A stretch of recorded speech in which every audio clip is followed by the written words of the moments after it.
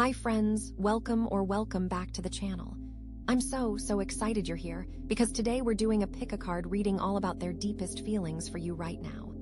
Like, what's really going on? This is a safe space, so whatever comes up, just know that we're exploring together with love and kindness, okay? So this isn't just any reading, we're diving deep. We're going to uncover the hidden layers, the unspoken emotions, and the true desires they have for you. It's going to be like reading their diary, but with, tarot cards. It's all about understanding where they're at right now. All right, so let's get into our piles. For pile 1, we have this gorgeous aquamarine cluster. This pile is all about transformative energy, like diving into uncharted depths and unveiling the potential for profound change and growth in their feelings. For pile 2, we have this Selenite Sun, radiating balancing vibes. This is all about radiant alignment, discovering how their feelings seek harmony and equilibrium with yours. Then, for pile 3, we have this clear quartz moon. Lunar reflections are here, so it's all about gaining insight into the hidden or obscured facets of their current emotional state.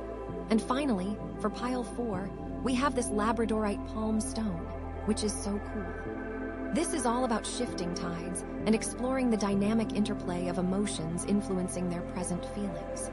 So, which one are you drawn to? Close your eyes for a sec, take a deep breath, and see which crystal calls to you. There's no pressure at all, and if one doesn't resonate, you can always check out another pile. Trust your intuition. And now, let's make a wish about love and connection. Focus your energy on finding clarity and understanding in your relationships. May your wish, my wish, and all our wishes come true. Now, let's get into these readings.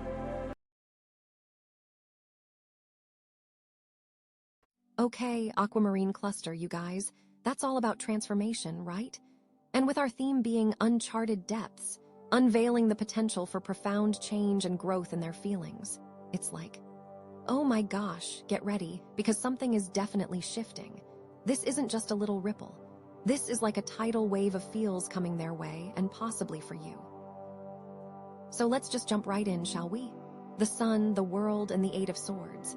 That is a lot to unpack, but I am so excited because, even with the Eight of Swords there, this spread is overwhelmingly positive. It's like a journey from feeling trapped to total freaking freedom, and their feelings for you are right at the heart of it. Okay, so first, the sun. Can we just take a moment? The sun is like pure joy, happiness, success, all that good stuff. It's that feeling of warmth on your skin, that burst of energy when you wake up in the morning. It's the card that says, everything is going to be okay, and actually it's going to be amazing.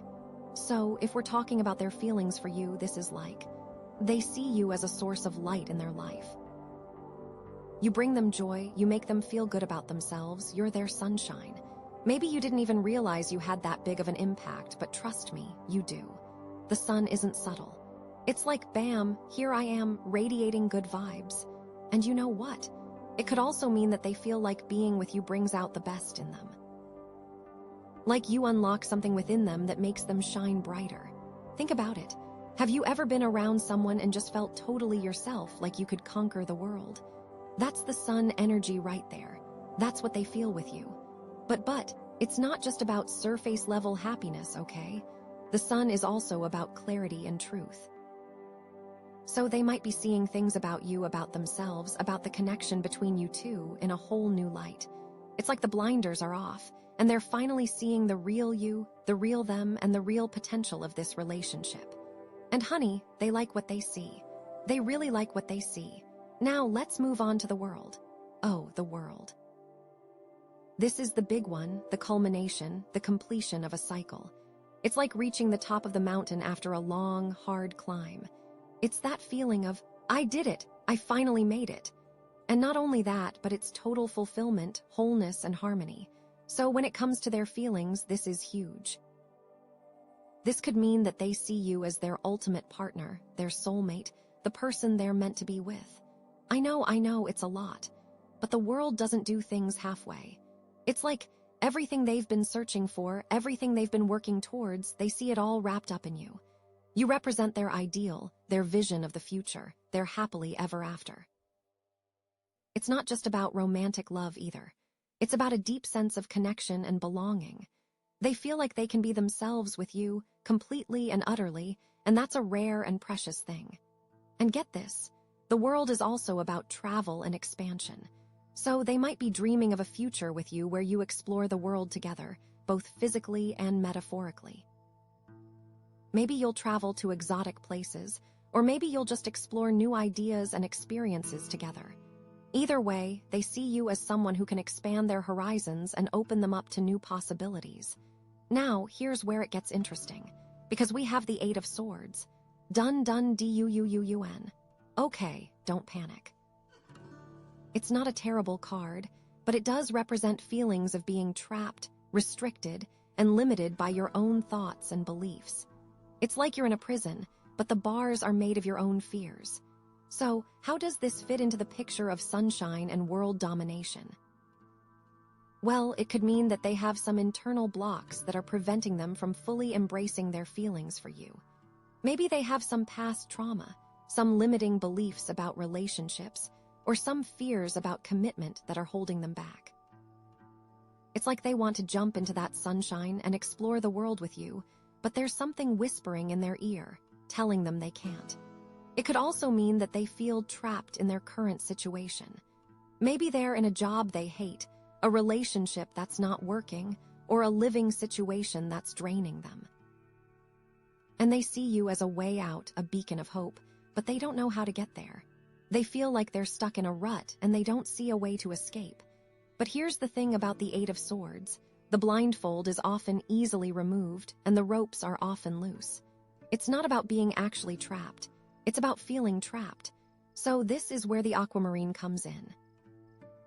This is where the transformation happens. This is where they realize that they have the power to change their situation, to break free from their limiting beliefs, and to embrace their feelings for you. Think of it like this. They're standing in a dark room, blindfolded and tied up, feeling totally helpless. But then you come along, shining like the sun, and you show them that the door is wide open. You remind them that they have the strength and the courage to walk out and create the life they want. And with the world there, that life definitely includes you. Now, how might this manifest in the real world? Well, let's say they've been hurt in past relationships, so they have a hard time trusting people. They might be hesitant to open up to you, afraid of getting hurt again. That's the Eight of Swords talking. But then they look at you, they see how genuine and loving you are, and they start to realize that you're not like their exes. You're different. You're special. And that's the sun shining through. Or maybe they've always been told that they're not good enough, that they don't deserve happiness. So they might be sabotaging their own chances of finding love, pushing you away before you can get too close. That's the Eight of Swords rearing its ugly head. But then they spend time with you, they see how much you value them, and they start to believe in themselves again. They start to realize that they are worthy of love and happiness. And that's the world coming into focus. So overall, this spread is telling me that their feelings for you are incredibly deep and powerful, but they might be facing some internal challenges that are preventing them from fully expressing those feelings. But the good news is that they have the potential to overcome those challenges and create a beautiful, fulfilling relationship with you. It's all about transformation, baby. It's all about breaking free from those limiting beliefs and embracing the sunshine and the world that awaits them. And you, my friend, are a huge part of that picture. You are the key to unlocking their full potential.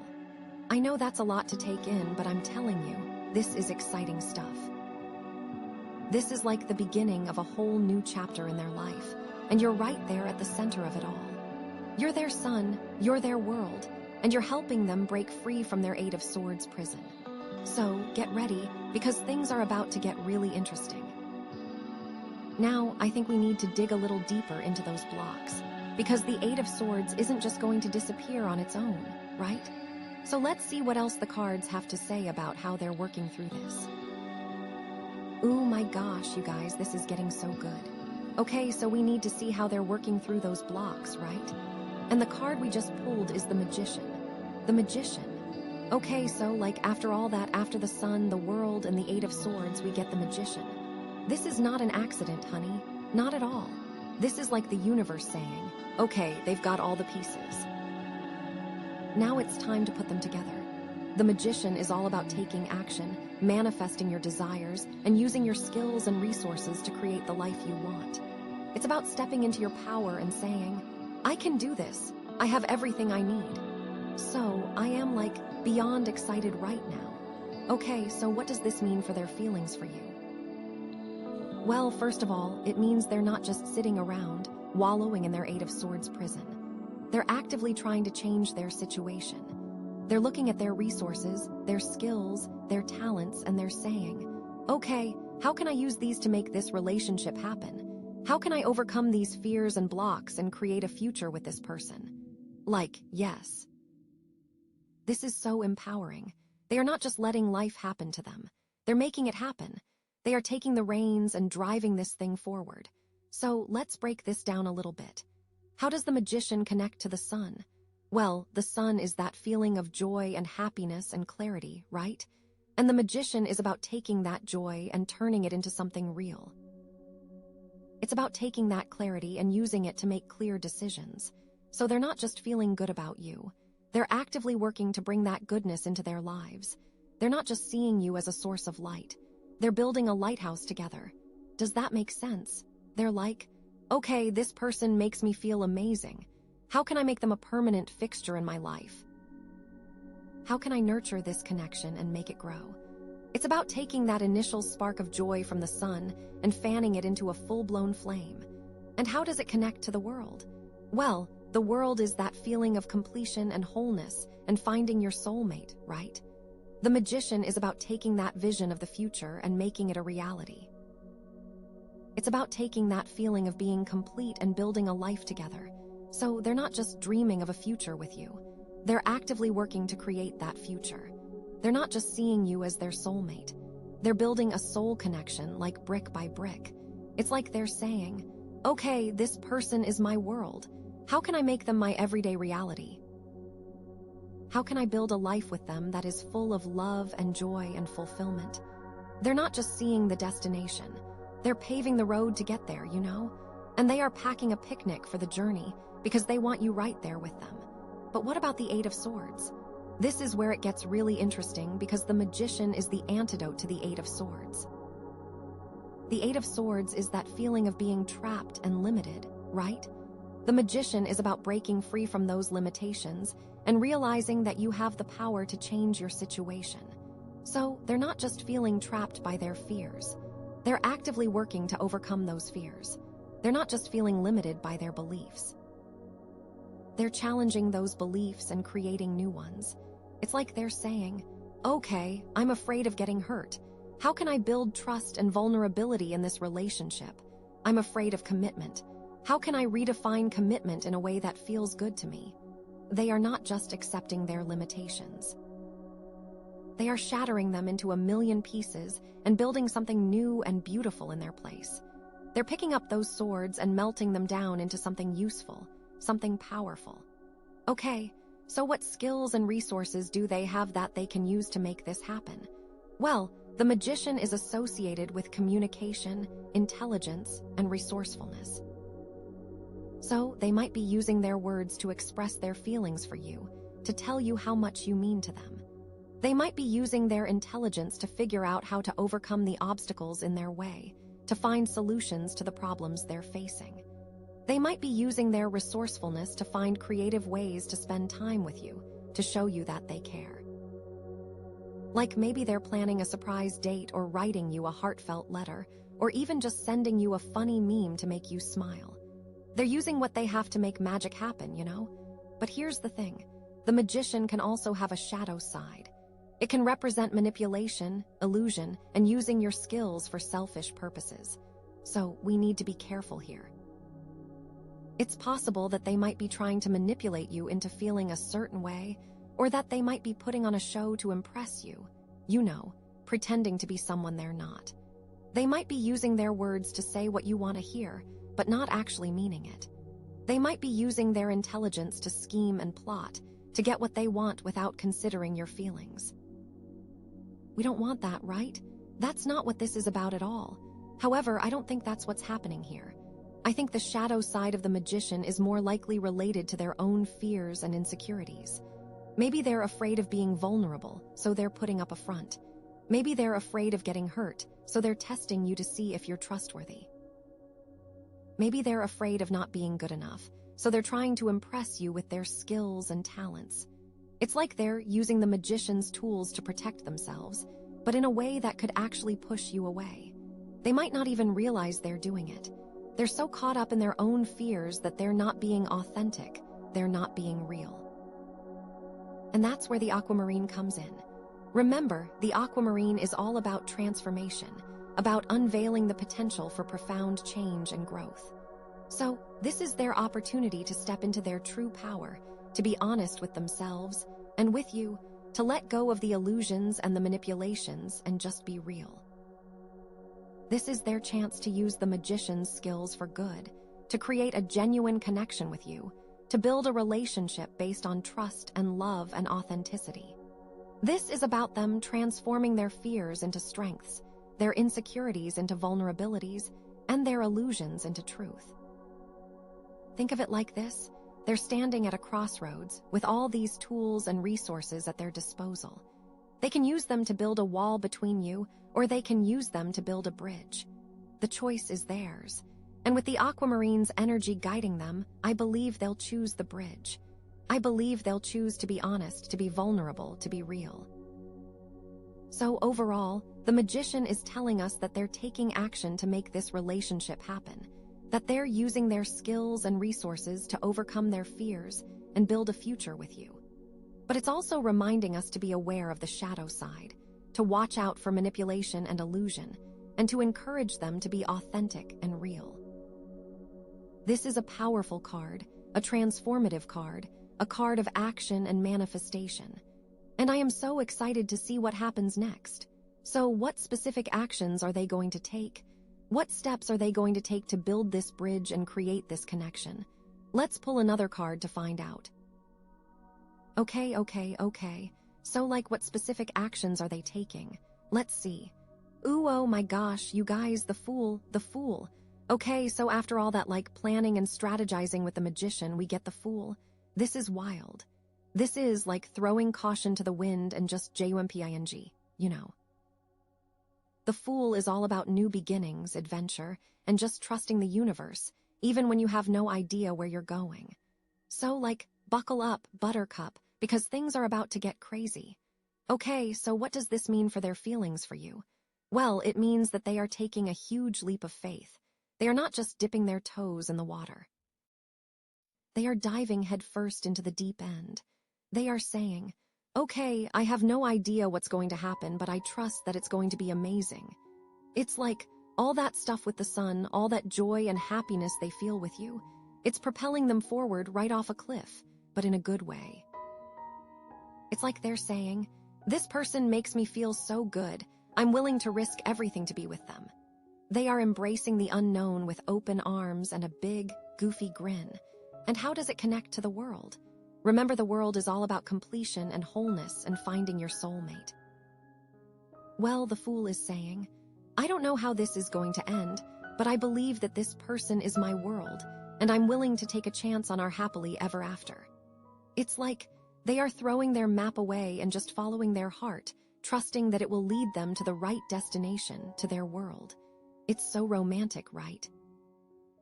They are seeing you as their ultimate adventure, their greatest journey, the missing piece that will finally make them whole.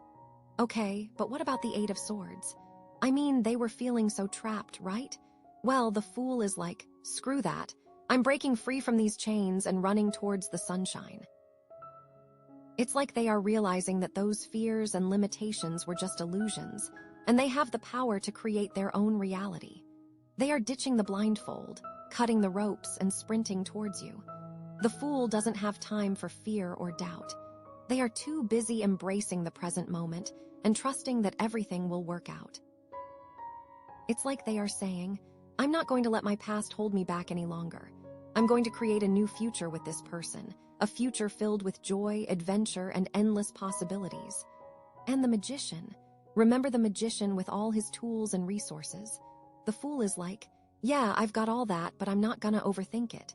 I'm just gonna go with my gut. It's like they are trusting their intuition, their instincts, their inner voice.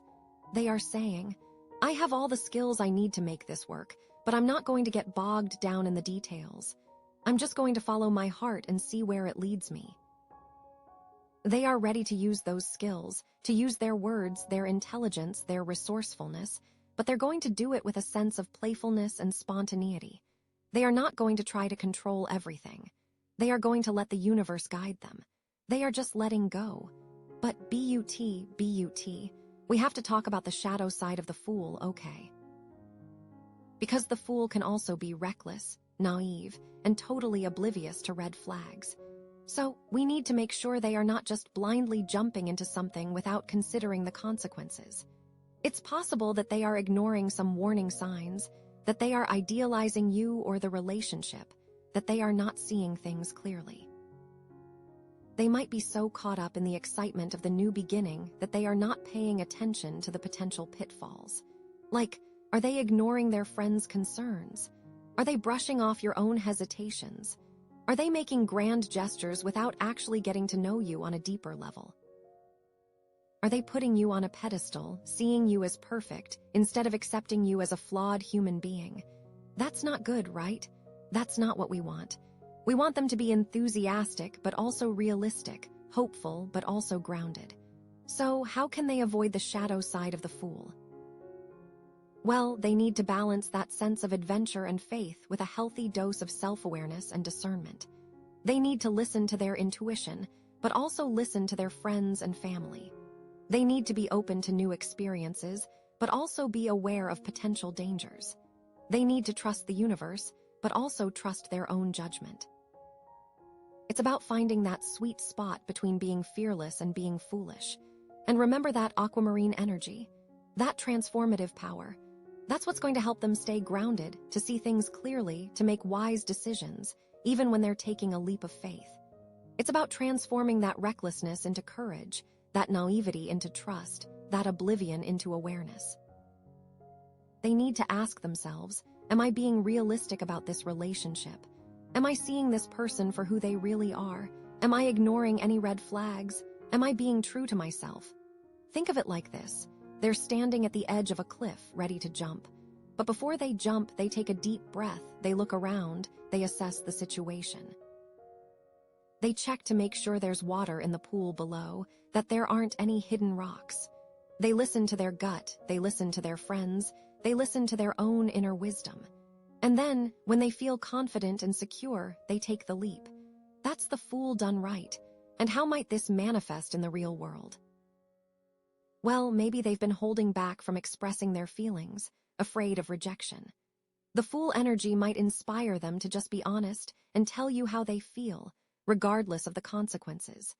It could also mean that they suddenly suggest a spontaneous road trip or a weekend getaway, just to spend more time with you and explore your connection.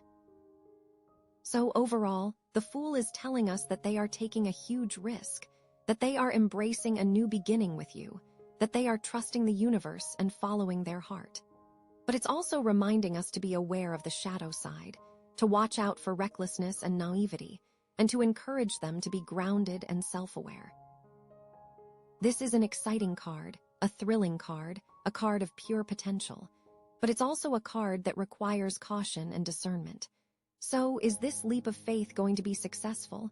Is this new beginning going to lead to a happily ever after? What is it going to look like? Let's pull one more card to find out. I am so on the edge of my seat. Okay, so is this leap of faith going to work? What are the consequences of being a total fool? Let's see. Oh my goodness, the High Priestess. Okay, wow, that's really interesting. After all that outward energy of the magician and the fool, we get the High Priestess, which is all about intuition, mystery, and inner wisdom. That's a major shift, you guys. A major shift? Okay, so, what does this mean? What does this mean? Well, first of all, it means that they need to listen to their gut. Seriously listen to their intuition, especially after that crazy leap of faith.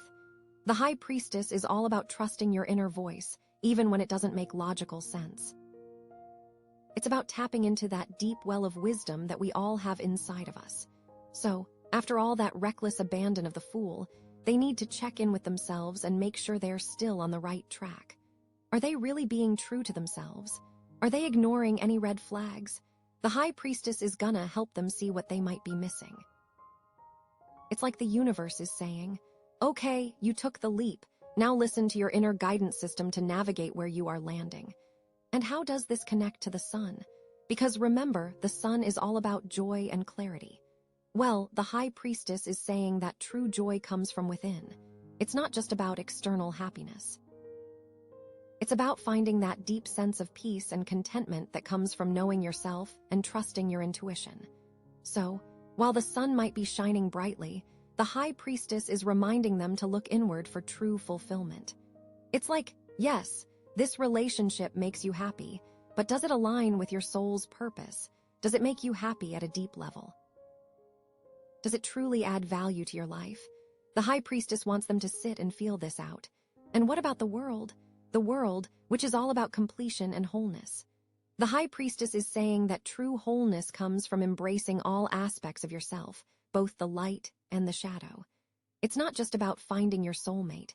It's about becoming your own soulmate first. It's about understanding that you are already complete and that a relationship should enhance that completeness, not define it. So yes, they might see you as their world, but they need to make sure they're not losing themselves in the process. They need to remember that they are a whole and complete person on their own. That's so important. And what about the Eight of Swords? They were feeling so trapped, right? The High Priestess is like, the key to freedom is within you. The Eight of Swords represents those limiting beliefs and fears, and the High Priestess is saying that the only way to break free from them is to go inward and confront them. It's about understanding where those fears come from and releasing them with compassion and understanding. The answers are not outside of yourself, they are inside. Meditation, journaling, spending time in nature, this is the medicine that the High Priestess prescribes for the Eight of Swords. And the Magician, remember all those tools and resources. The High Priestess is saying that the most powerful tool is intuition. It's about using those skills and resources in alignment with your inner wisdom, not just for selfish purposes. It's about asking yourself, am I using my skills for the greater good? Am I being authentic and true to myself? So, all of their manifestation has to come from the heart. But okay, here's where it gets really interesting, because the Fool, right? All that blind faith and reckless abandon. The High Priestess is saying, hold up a minute, not so fast. It's about balancing that leap of faith with a healthy dose of intuition and self-awareness. It's about trusting the universe, but also trusting your own inner guidance system. It's like the universe is saying, okay, I support your journey, but you need to listen to your intuition to navigate it wisely. So they jumped, but now the question is where did they jump? What are the waters like? What's the landing going to feel like? Okay, so the shadow side of the High Priestess. Because yes, even this super intuitive, mystical card has a shadow side. It can represent being overly passive, withdrawn, and out of touch with reality. It can be a sign of ignoring your responsibilities and retreating into a fantasy world. So, they need to make sure they're not just using their intuition to avoid dealing with real-world problems. They need to balance that inner wisdom with practical action and common sense. Otherwise, they're going to be sitting on a mountaintop, meditating while their life crumbles beneath them. They have to ask themselves, am I being realistic about this relationship? Am I ignoring any red flags because I want it to work so badly? Am I being honest with myself about my own needs and desires? Am I using my intuition to guide me towards my highest good? Or am I just using it to justify my own fantasies? Am I being too passive and letting life happen to me? Or am I taking responsibility for my own happiness? These are the questions that the High Priestess wants them to consider. And what does this look like in the real world? Well, maybe they've been so caught up in the excitement of the new relationship that they haven't taken the time to really get to know you. The High Priestess is encouraging them to slow down, to connect with you on a deeper level, to ask those hard questions, and really listen to your answers. Maybe they've been ignoring their own needs and desires because they're afraid of rocking the boat. The High Priestess is reminding them that their needs are just as important as yours, and that a healthy relationship requires both partners to be authentic and true to themselves. Maybe they've been suppressing their own gut feelings because they don't want to ruin the romance. Maybe they sense some incompatibilities or some potential issues down the road, but they're brushing them aside because they're so excited about the initial spark. The High Priestess is urging them not to ignore those red flags. Those gut feelings are there for a reason. And remember that aquamarine energy, that transformative power. That's what's going to help them balance their intuition with reality, to stay grounded and self-aware, even as they embrace the mystery of the unknown. It's about transforming that passivity into empowerment, that withdrawal into introspection, that fantasy into reality. The aquamarine is going to help them to use this inner wisdom to create something truly beautiful and lasting. The High Priestess is basically saying, okay, you jumped. Now it's time to land gracefully. It's time to feel the ground beneath your feet. It's time to trust that inner knowing. It's time to connect with something deeper than just the surface level stuff. So, overall, the High Priestess is telling us that they need to balance that leap of faith with intuition and self-awareness. To trust their inner voice, but also to stay grounded in reality. To embrace the mystery of the unknown, but also to be aware of potential pitfalls. It's about finding that sweet spot between reckless abandon and wise discernment. This is a powerful card, a mysterious card, a card of deep inner wisdom. And this card has arrived to guide them on their journey to creating a truly fulfilling relationship. This isn't the end by any means. This is truly just the beginning. I wonder what will manifest with the wisdom of the High Priestess. I cannot wait to see what happens next. Okay. So after all that introspection and intuition with the High Priestess, after that moment of really listening to their inner voice, we pull death. Oh my God, you guys, okay, don't freak out, okay? Don't freak out. I know, death sounds scary, but it's not about physical death. It's about transformation. Huge transformation, like total rebirth. And with that aquamarine crystal there, with that theme of uncharted depths, unveiling the potential for profound change and growth. This is it. This is the big one. This is the moment where everything shifts. So whatever they were holding on to, whatever wasn't serving them, it's gotta go. So what does this mean? What does this mean? Well, first of all, let's connect it back to the sun. Remember the sun. That joy, that happiness, that feeling of warmth. Well, death is saying that they can't truly experience that joy until they let go of the old stuff that's weighing them down. It's like they've been trying to bask in the sunshine, but they've been wearing a heavy, dark cloak. They need to take off that cloak to really feel the warmth. Maybe they've been trying to force happiness, trying to be positive, without actually dealing with their underlying issues. Death is saying that it's time to face those issues head-on, to release them, and to create space for genuine joy to blossom. They can't have the light without going through the darkness, you know. Does that make sense? And maybe the death is the death of old expectations, right? The death of the expectation that they should be happy all the time, or that they should be able to handle everything on their own. It's okay to not be okay sometimes. That's what death is trying to say. Okay, and then the world. Oh my gosh, the world. That feeling of completion, of finding your soulmate, of reaching the top of the mountain. Death is saying that they can't truly experience that completion until they release the old cycles that are keeping them stuck.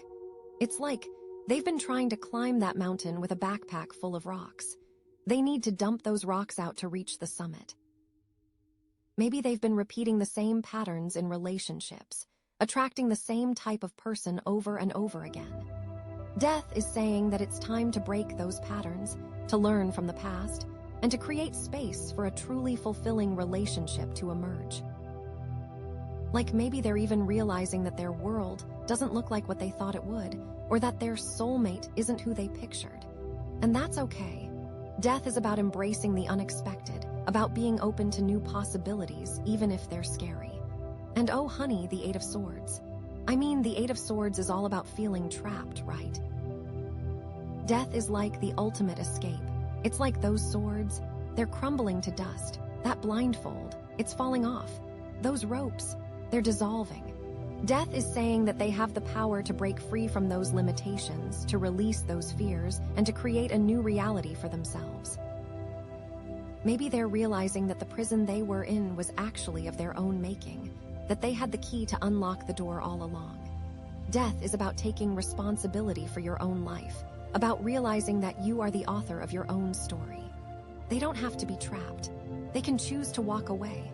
And then, the magician. Remember the magician with all those tools and resources. Death is saying that they need to use those tools to create something new, not just to maintain the old. It's like they've been using those tools to build a life that wasn't really aligned with their soul's purpose. Death is saying that it's time to tear down that old structure and build something that is more authentic, more fulfilling, more in alignment with their true selves.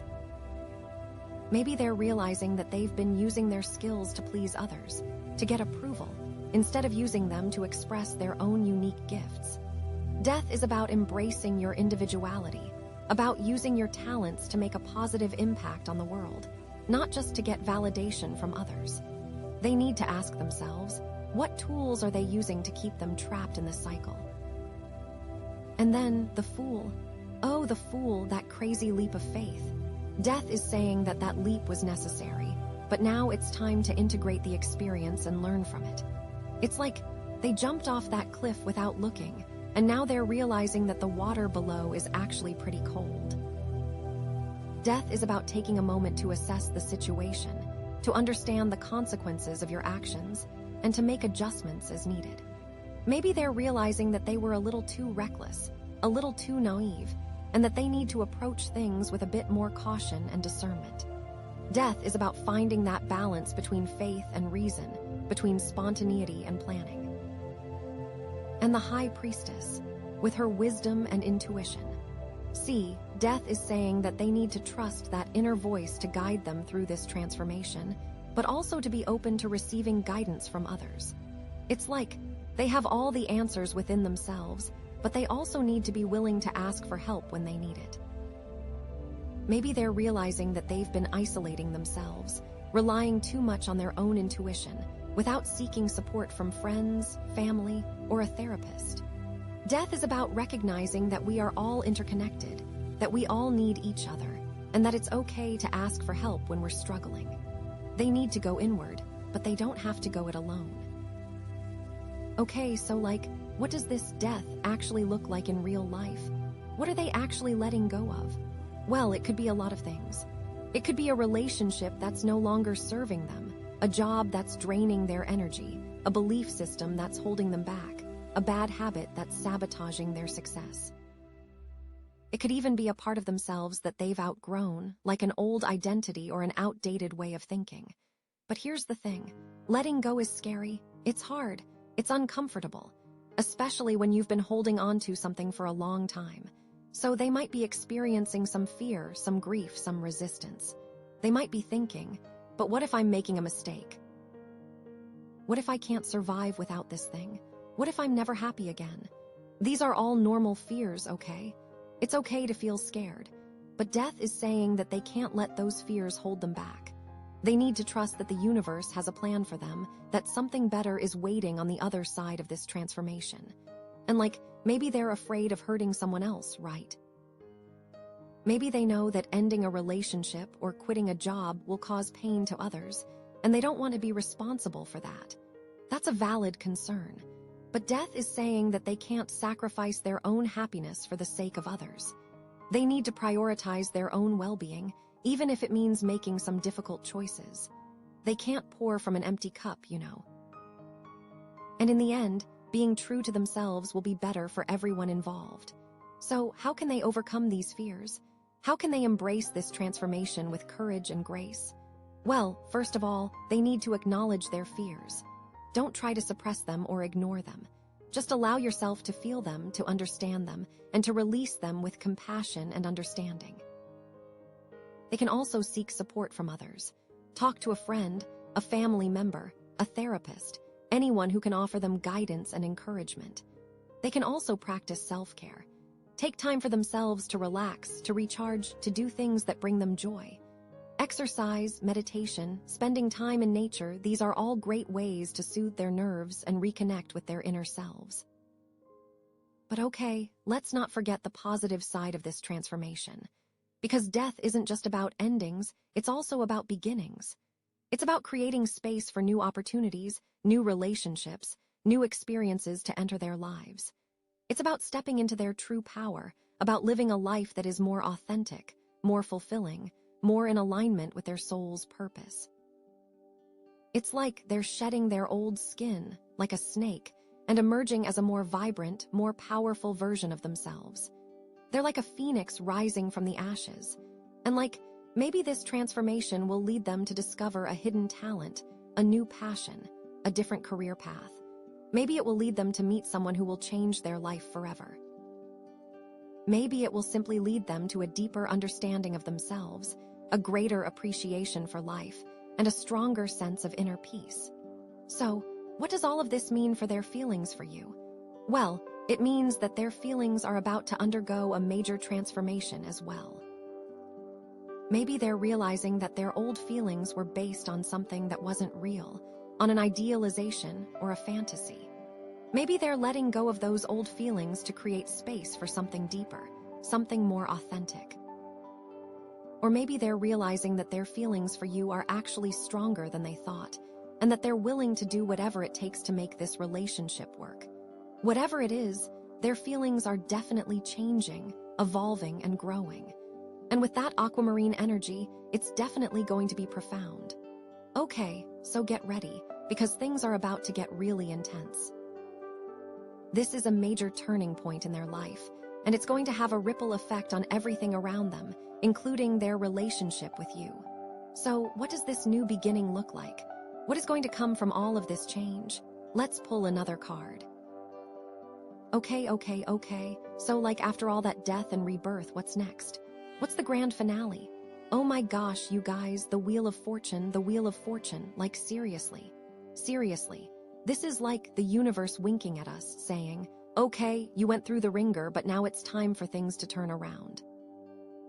It's all about cycles, destiny, and knowing that what goes down must come up, right? It's all connected.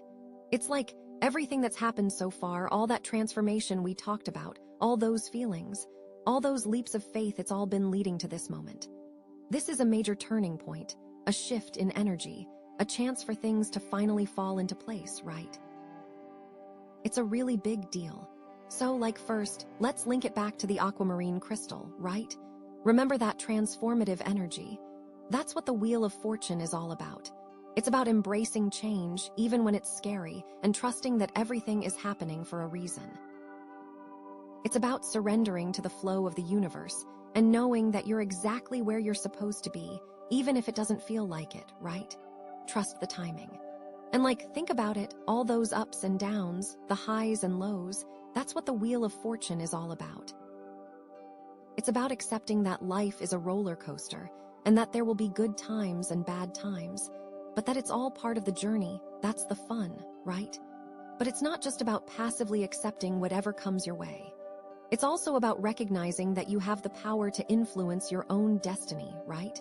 You can't control everything, but you can control your reaction to it. You can choose to be positive, to be grateful, to be resilient, even when things are tough, Maybe you can't choose the cards you're dealt, but you can choose how to play them, right? So it's about both surrendering to the flow and taking responsibility for your own life. That's the sweet spot right there. Okay, so how does this connect to all the other cards? Well, the Sun. Remember that joy and happiness. The Wheel of Fortune is saying that joy is coming back around, but maybe in a different form, Maybe it's not the same kind of happiness you experienced before, but it's a deeper, more authentic joy that comes from having gone through the tough times and come out stronger on the other side. It's like you've earned that happiness, You've paid your dues, and now it's time to reap the rewards. It is. And the world, that feeling of completion and wholeness. The Wheel of Fortune is saying that completion is within reach, but it requires you to embrace change and let go of the past. It's like you're almost at the finish line, but you need to release the old patterns and the old beliefs that are holding you back from crossing it. You've got to shed that skin and fly, right? And honey, the Eight of Swords. I mean, we all remember the Eight of Swords. All those feelings of being trapped, restricted, limited. The Wheel of Fortune is like, bam, the wheel is turning, baby. You're breaking free. You're not stuck anymore. It's like the universe is ripping off that blindfold and cutting those ropes, showing you that you always had the power to change your situation.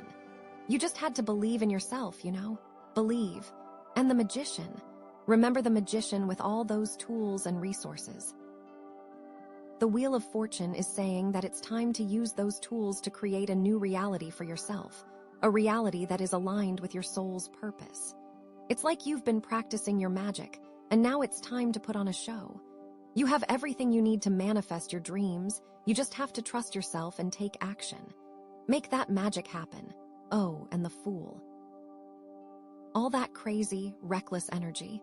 The Wheel of Fortune is saying that that leap of faith was necessary, but now it's time to integrate the experience and learn from it.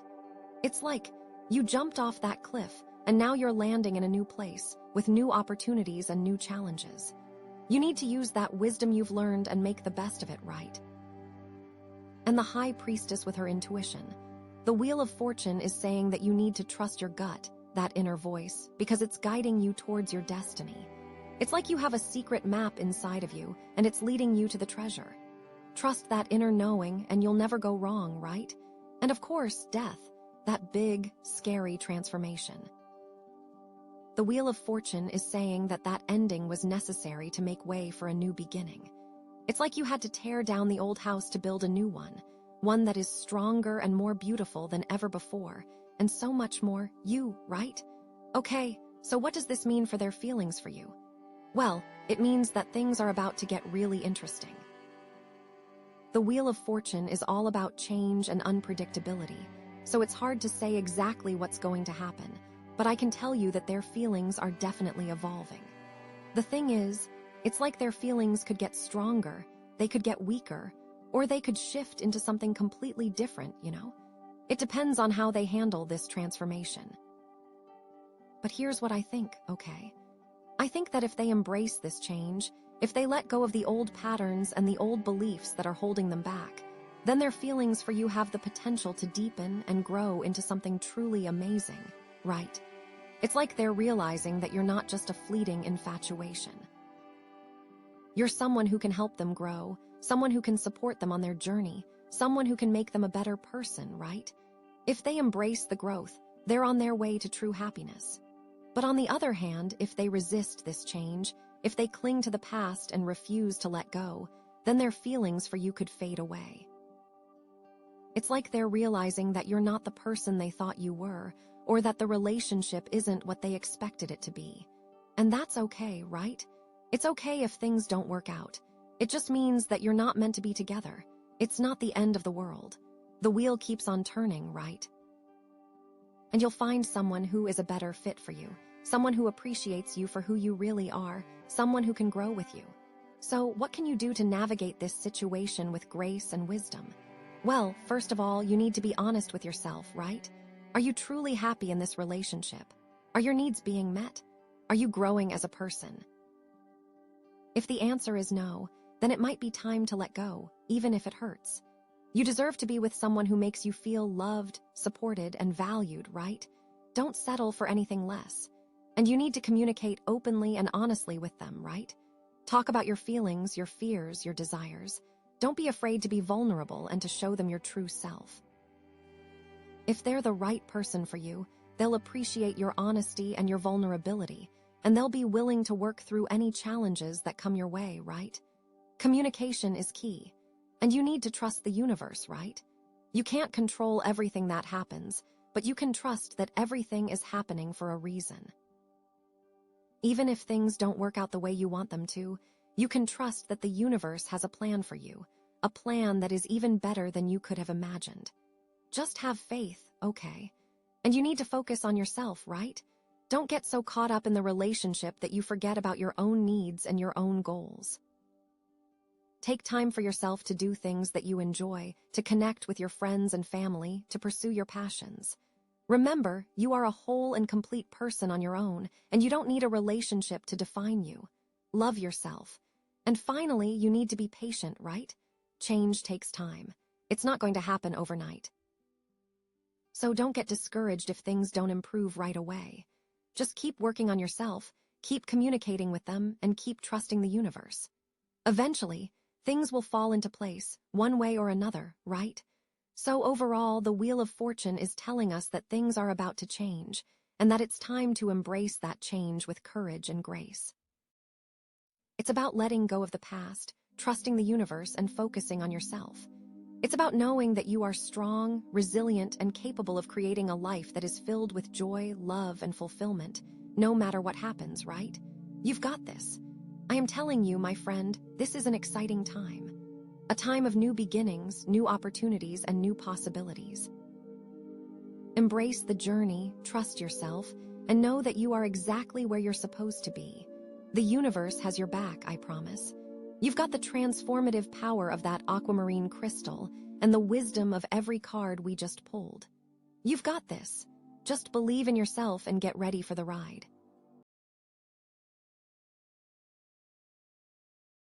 All right, so Selenite Sun, balancing, radiant alignment, this is all about finding that sweet spot, right? How their feelings are trying to find that perfect harmony with yours, like two puzzle pieces finally clicking into place. It's like their heart is a compass, trying to find true north, and you're a big part of that direction. Okay, let's dive into these cards. First up, we have the Knight of Cups. Oh, this is beautiful. So the Knight of Cups, in terms of feelings, this is someone who is, like, head over heels, romantic. This is someone who is coming to you with an offer, an emotional offer. It's not just any offer, it's coming from the heart space. Now, you have to understand that knights are all about action, right? So this isn't just some fleeting crush or a little daydream. This person is actually feeling moved to do something about it. They are being pulled towards you and they are willing to act on it. This could look like a grand gesture, or it could be something smaller but significant, like finally expressing how they truly feel, which is a big deal. Think about it. Have you noticed anyone being extra attentive lately? Maybe someone who's usually reserved is suddenly showering you with compliments or wanting to spend all their time with you. Or maybe you felt a shift in someone's energy, like they're seeing you in a new light, and honestly, it's probably the Knight of Cups energy coming through.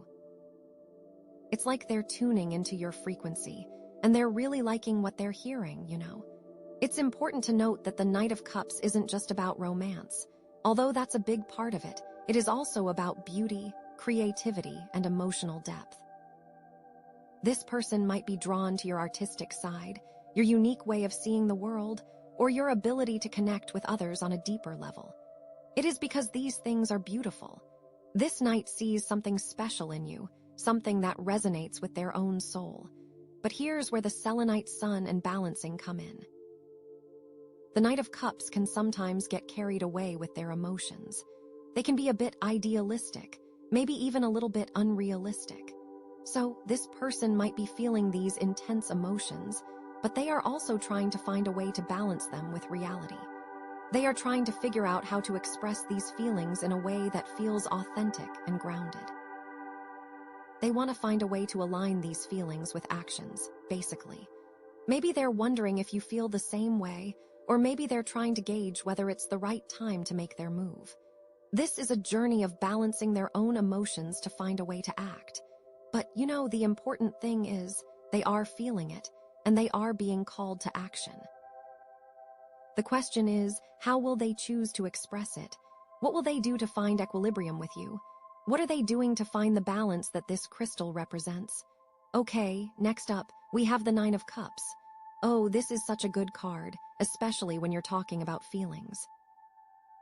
The Nine of Cups is often called the wish card because it represents wish fulfillment, satisfaction, and having your emotional needs met.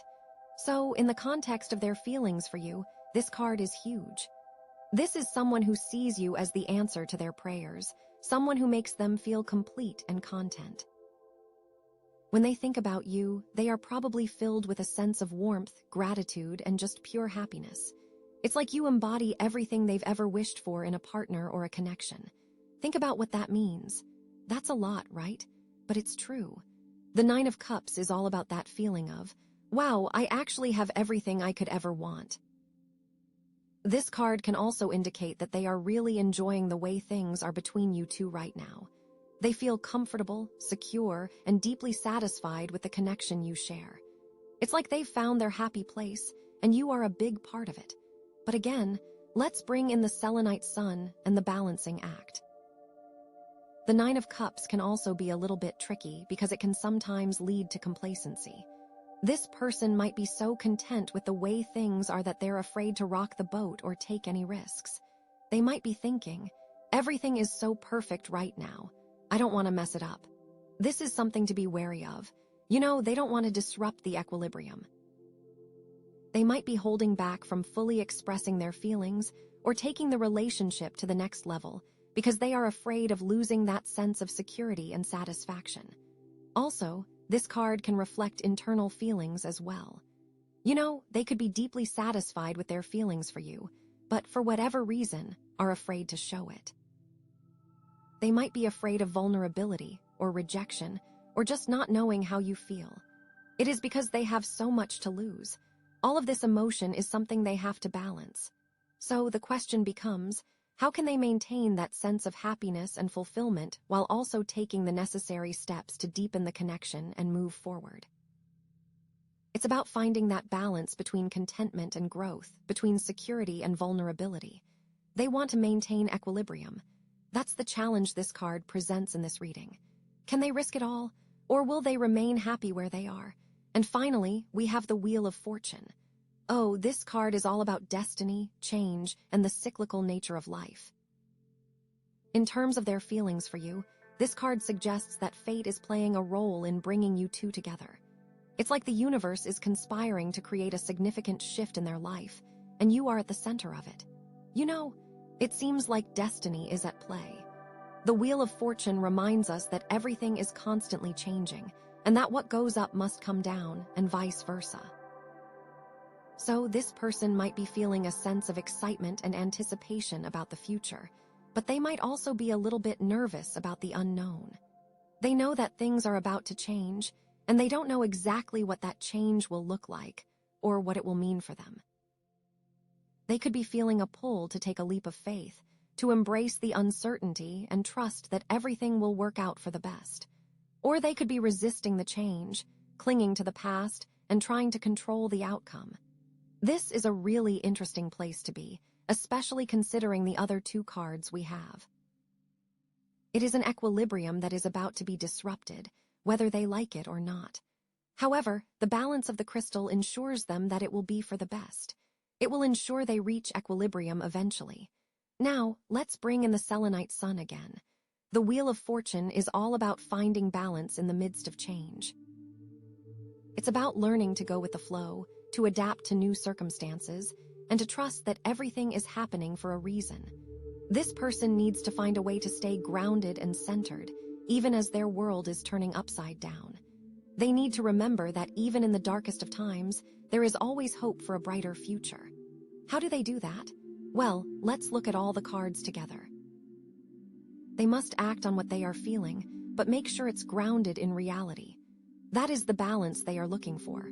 Also, they have found a sense of fulfillment and happiness with you, which is what they are trying to maintain. If they can find a way to balance all these things, then they will be successful and end up with you. Okay, so what does it all mean when you put these three cards together? Well, it tells a pretty compelling story, actually. It seems like this person is experiencing a major turning point in their life, and their feelings for you are a big part of it. They are coming to you with a heart full of love and a desire for connection, and they see you as someone who can bring them happiness and fulfillment. It is so lovely, right? It's like a fairy tale. But, they are also feeling a bit uncertain about the future, and they are trying to find a way to balance their emotions with reality. They don't want to mess up what you have. They are also trying to find a way to embrace the change that is happening while staying grounded and true to themselves. So, what are their deepest feelings for you right now? I would say they are a mix of excitement, hope, desire, and a little bit of fear. They are excited about the possibility of a deeper connection with you, and they are hopeful that you feel the same way. They desire to be with you, to share their life with you, and to experience all the joys and challenges that come with a committed relationship. But they are also afraid of getting hurt, of losing what they have, or of not being good enough for you. And that's where the Selenite Sun comes in. This person needs to find a way to balance all of these emotions, to embrace the change that is happening, and to trust that everything will work out for the best. They need to remember that love is a risk, but it is also the greatest reward. They also need to communicate with you. Maybe they are scared, and maybe they are unsure, but they need to tell you. That is how true balance is achieved. That is how you find equilibrium in a relationship. They are so close, and it seems like all the cards are aligned for it. So overall, it seems like their feelings are seeking harmony and equilibrium with yours, just like the theme said. It's all about finding that perfect balance between desire and fear, between hope and uncertainty, and between action and surrender. This is a beautiful reading, honestly, and it's clear that this person has some very deep and complex feelings for you. The question now is, what are you going to do about it? How will you respond to their energy? Will you open your heart to them and embrace the possibility of love, or will you hold back and protect yourself from getting hurt? The choice, ultimately, is yours. Okay, so next up we have the Eight of Wands. Woo! Okay, so this card is all about speed. Like things are about to move fast, I mean really fast. So in terms of their deepest feelings for you right now, it's like, bam, it's like a dam has broken and all their emotions are just flooding out. It's like they can't hold back anymore, All of those barriers are just gone. This isn't a slow burn, this is a wildfire. Think about it. Eight of Wands is all about rapid communication, swift action, things happening quickly and decisively. So maybe they've been holding back, maybe they've been unsure, but now they know. They know, and they are not wasting any time in letting you know too. This card is all about clarity, about things coming into focus. It's like they've been looking at you through a foggy window, and suddenly the glass is clear. They see you, they see the connection, and they are ready to go for it. No more second-guessing, no more hesitation, just pure, unadulterated action. This could manifest in a number of ways, honestly. Maybe they're going to send you a flurry of texts or messages, just pouring their heart out. Maybe they're going to show up at your door unexpectedly, ready to have that conversation they've been avoiding. Maybe they're going to make a grand gesture, something bold and romantic that leaves no doubt about their feelings for you. Whatever it is, it's going to be fast, it's going to be intense, and it's going to be impossible to ignore. Now, let's connect this to the Knight of Cups. So the Knight of Cups is already coming with an offer, an emotional proposal. But the Eight of Wands, it's like the Knight just got a rocket booster. It's like all that romantic energy, all that desire to express their feelings is now amplified tenfold. It's not just a gentle offer anymore, it's a full-blown declaration. The Knight is no longer riding at a leisurely pace. They are charging full speed ahead, ready to sweep you off your feet. Think about the balancing act. It is totally gone, right? This could mean that they are going to be even more expressive, more romantic, more attentive than before. They might start showering you with gifts, planning elaborate dates, or just constantly telling you how they feel. It's like they can't get enough of you, and they want to make sure you know it. But remember, Knights can be a little idealistic, a little unrealistic. So the Eight of Wands could also mean that they are getting carried away with their emotions, moving too fast, and not really thinking things through. They might be so caught up in the moment that they don't consider the consequences of their actions or how you might be feeling. This means they are not balancing anything, which is what this whole reading is about. So it's important to be aware of this possibility. It's exciting that they are finally showing you how they feel, but make sure they are doing it in a way that feels comfortable and respectful for you. If it feels like too much too soon, don't be afraid to set boundaries and communicate your needs. Okay, now let's bring in the Nine of Cups. Ah, the Wish card.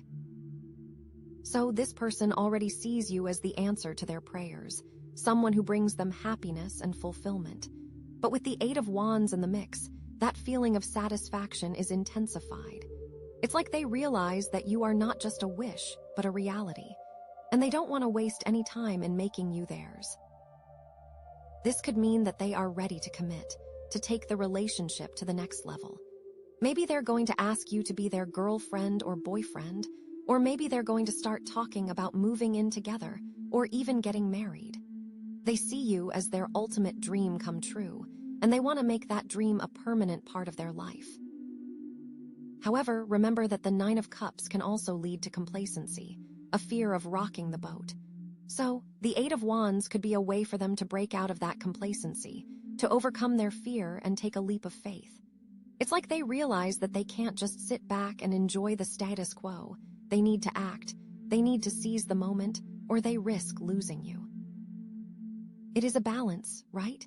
They don't want to disrupt the equilibrium, but they also don't want to let the opportunity pass them by. This is where the Selenite Sun comes in. They need to find a way to balance their desire for security with their desire for growth, to find a way to express their feelings without scaring you away. They want to find that perfect balance that you get from the crystal. And finally, the Wheel of Fortune. Okay, so fate is already playing a role in bringing you two together, creating a significant shift in their life.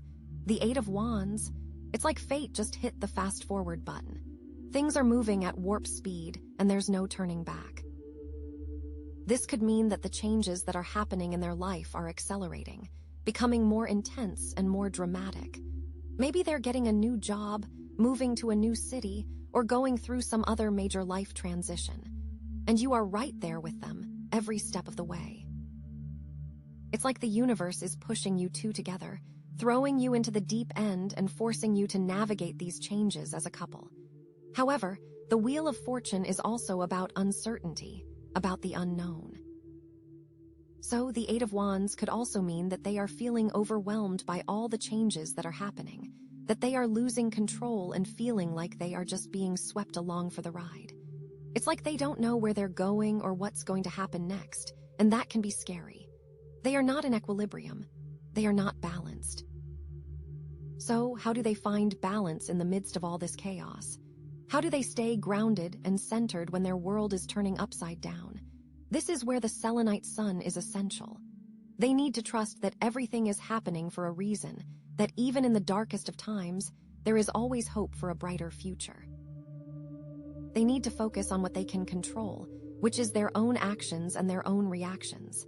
And they need to communicate with you, to share their fears and their hopes, to work together to create a stable and loving foundation, which will bring them back into equilibrium. Okay, so what does it all mean when you put all four cards together? Well, it's a pretty intense picture, honestly. It seems like this person is experiencing a major emotional breakthrough, a moment of clarity and decisiveness. They are ready to express their feelings for you in a big way, to take the relationship to the next level, and to embrace the changes that are happening in their life. But they are also feeling a bit overwhelmed, a bit scared, and a bit uncertain about the future. They don't want to mess things up, they don't want to move too fast, and they don't want to lose what they have. They are struggling to find that balance. So, what are their deepest feelings for you right now? I would say they are a whirlwind of emotions. A whirlwind. Excitement, desire, hope, fear, uncertainty, and a desperate need for connection.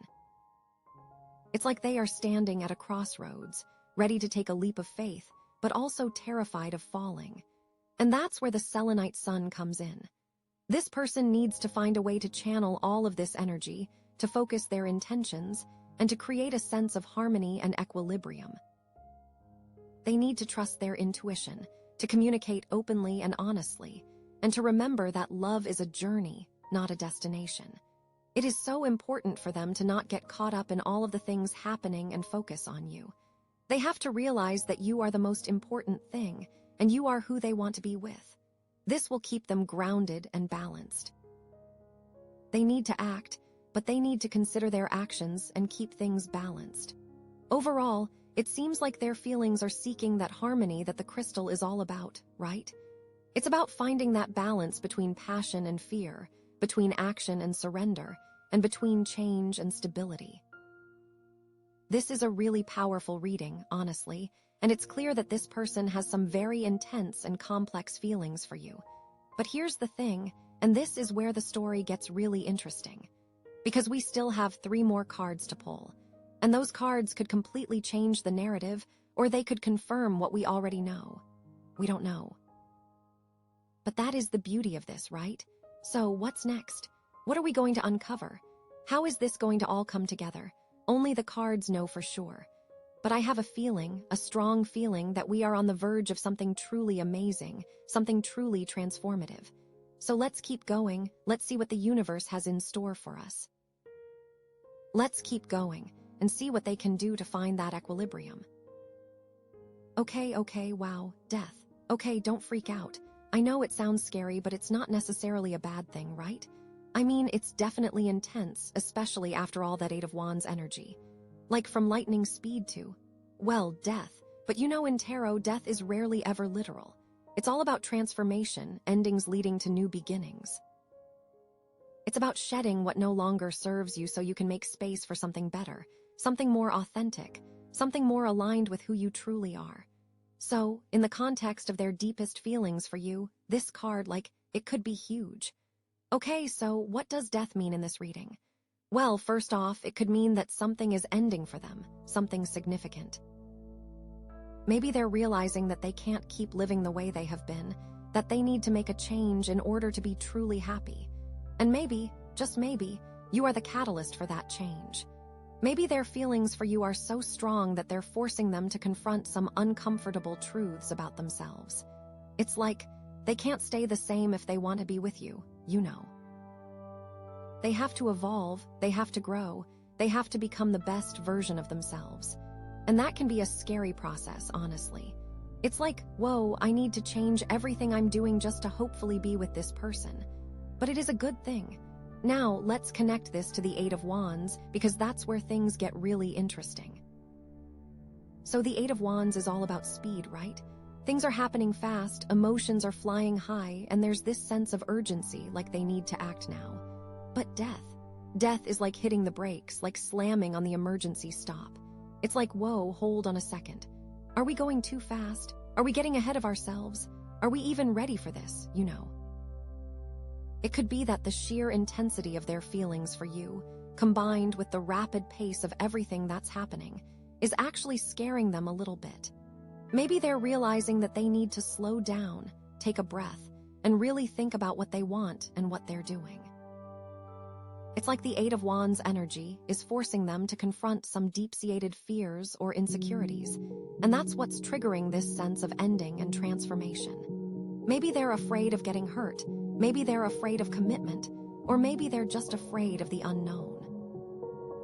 Whatever it is, death is telling them that they need to face those fears head-on if they want to move forward. They need to be more balanced and grounded, or else they may explode from the overwhelming feelings.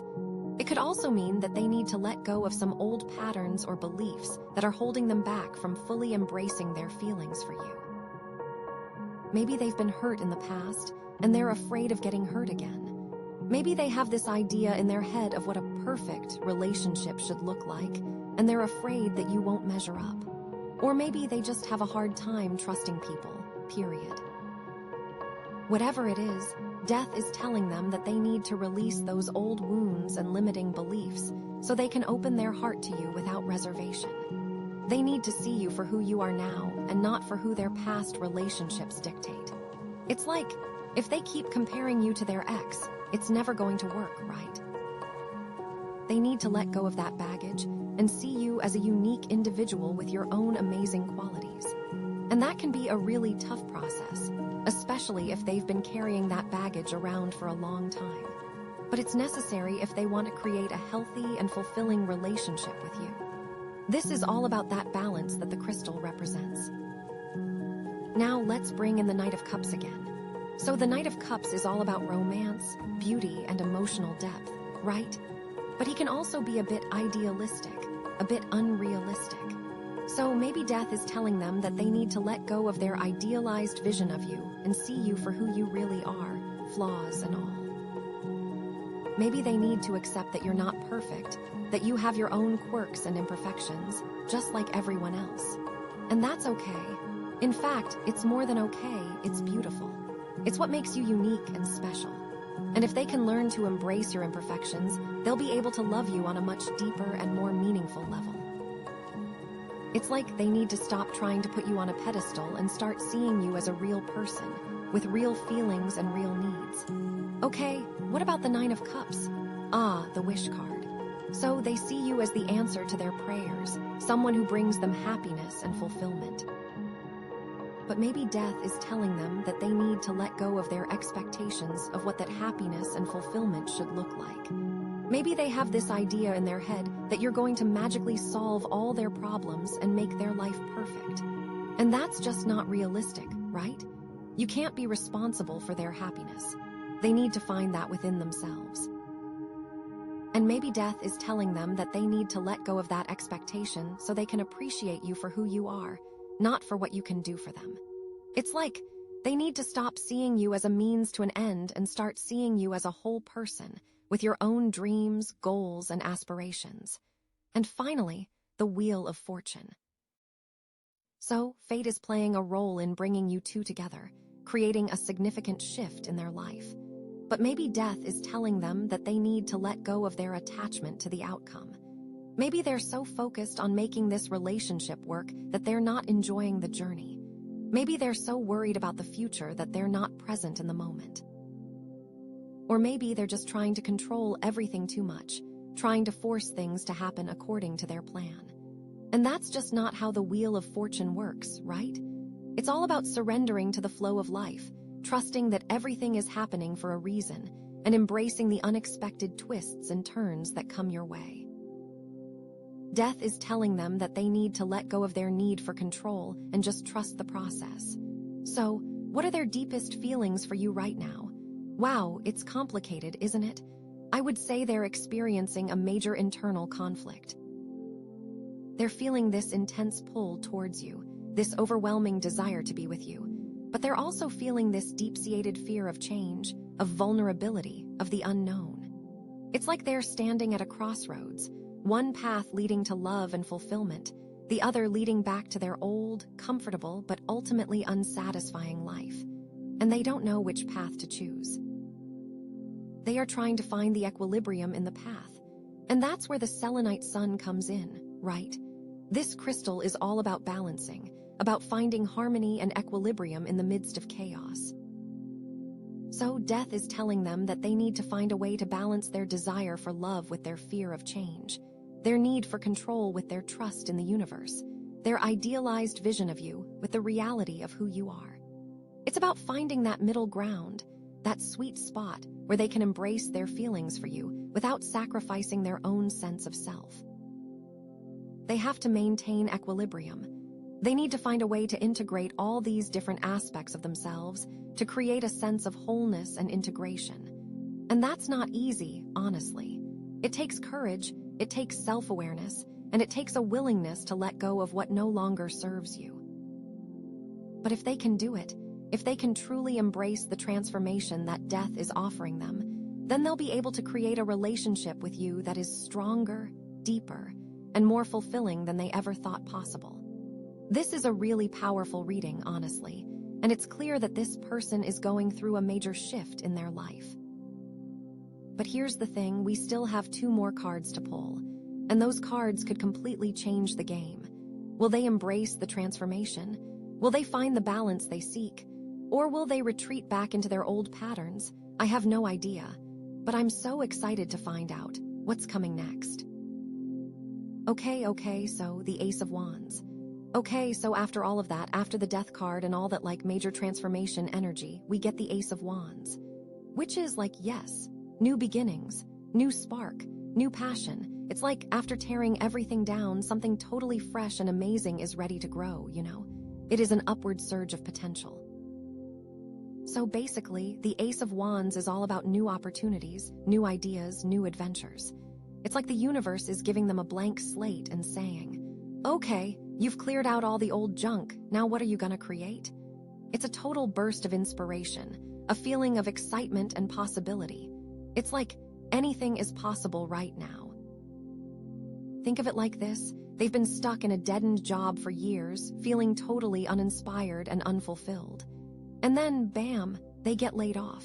It sucks, right? That's the death card. But then, a week later, they get this amazing idea for a new business, something they're totally passionate about.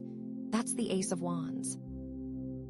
It's like the ending of one thing led to the beginning of something even better, even more aligned with their true self, you know? Like the crystal is all about balance. It could be a new relationship, a new creative project, a new spiritual path, anything that lights them up and makes them feel alive. It is that initial spark that can be nurtured. And this isn't just a fleeting feeling, it's a real, tangible opportunity that's presenting itself to them right now.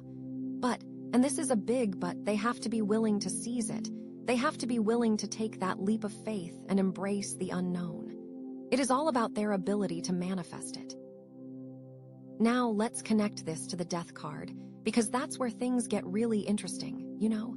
So death is all about endings and transformations, and the Ace of Wands is all about beginnings and opportunities.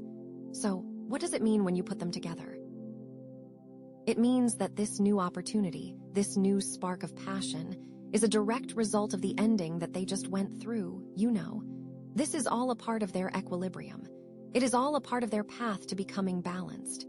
It's like they had to let go of something old in order to make space for something new, something better. Maybe they had to let go of a toxic relationship, or a limiting belief, or a self-destructive habit. Whatever it was holding them back from fully embracing their potential. And now that they've finally released it, they're free to pursue their dreams with a newfound sense of clarity and purpose. It's like they've been wandering in the dark for so long, and now they can finally see the light, you know? They are finally aligned with the crystal. Okay, now let's bring in the Knight of Cups. Okay, so he's coming with an offer, right? But the death card might have made him rethink his approach. He's ready to be serious now. He's ready to act. He's not just floating around on a cloud of romance anymore. He's ready to get real, ready to be vulnerable, ready to show you his true self, warts and all. He's ready to balance all the things in his life. And the Ace of Wands, it's like he's not just offering you a cup of love, he's offering you a whole new adventure. He's saying, let's create something amazing together. Let's build a life that's full of passion, excitement, and joy. It's like he's not just trying to win you over with his charm and good looks, he's trying to connect with you on a deeper level, to share his dreams and his vision for the future, which is such a balance. Okay, now, the Nine of Cups. So they see you as the answer to their prayers, right? They see you as everything they've ever wished for, and they are struggling to balance that with reality. But the death card might have shaken things up a bit, you know. It is because they have so much to lose.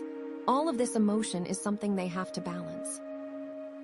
So the question becomes, how can they maintain that sense of happiness and fulfillment while also taking the necessary steps to deepen the connection and move forward?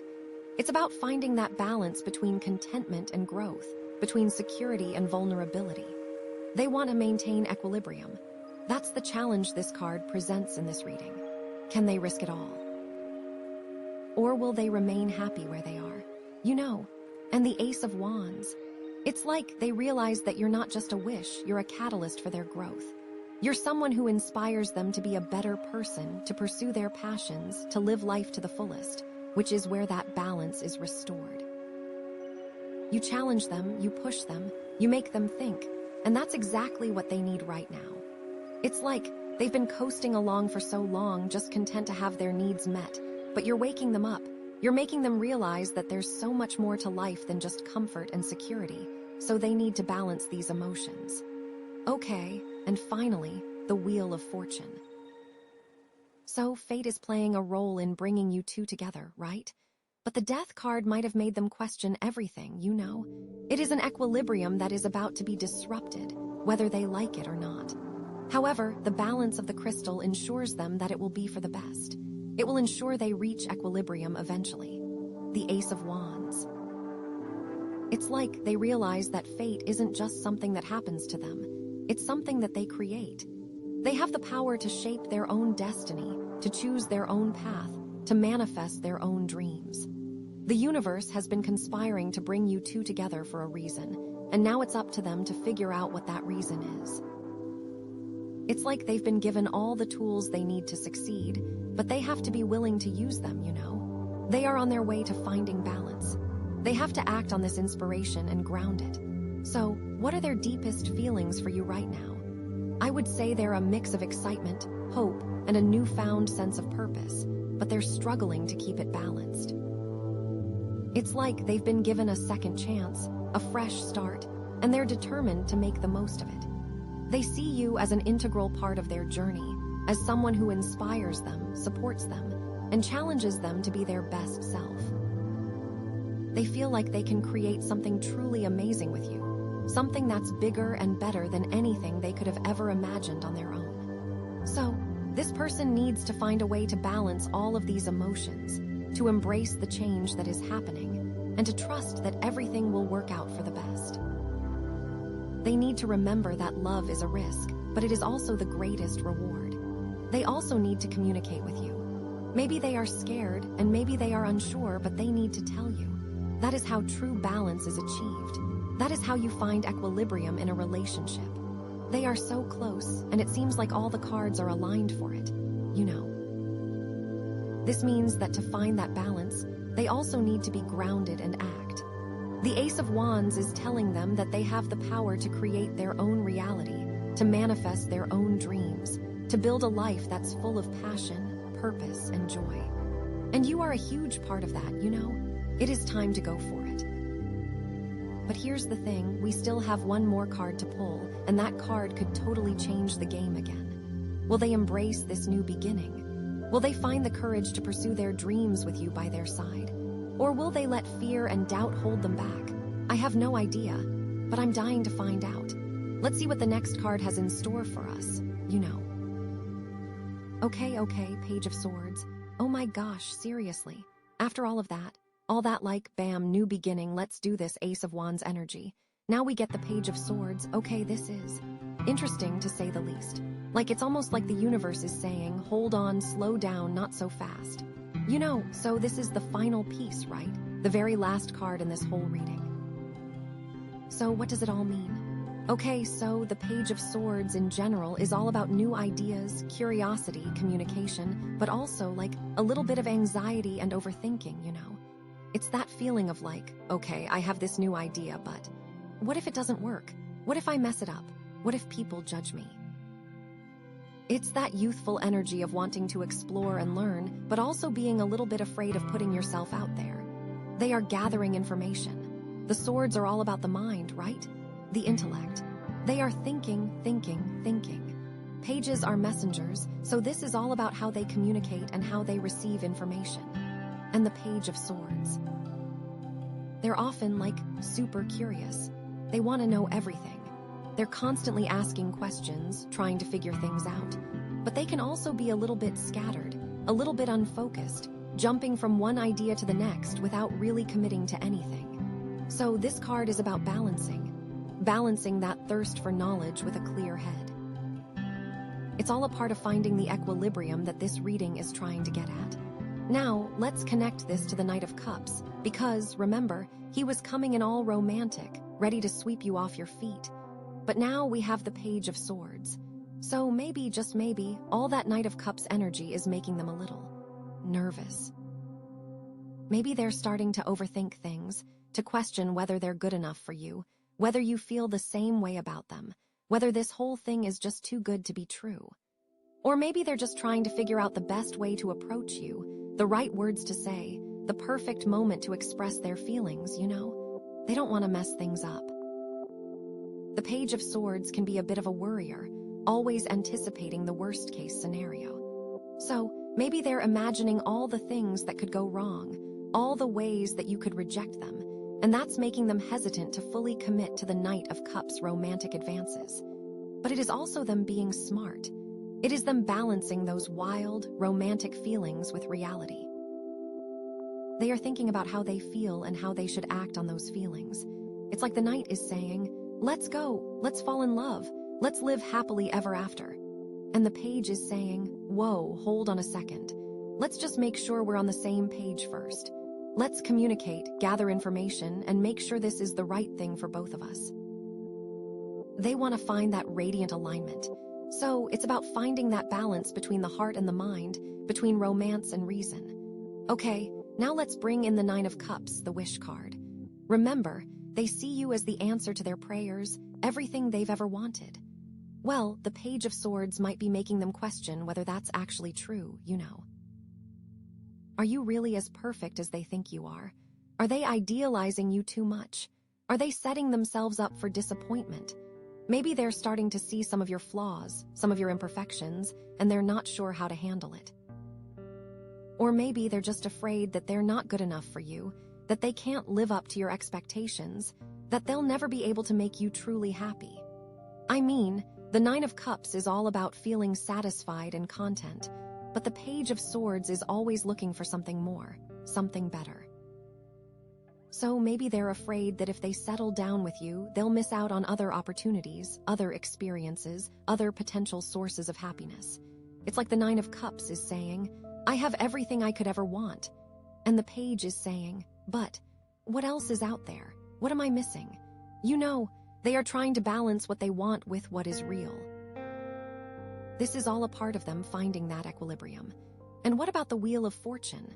With the chaos and change that represents, and the Page of Swords?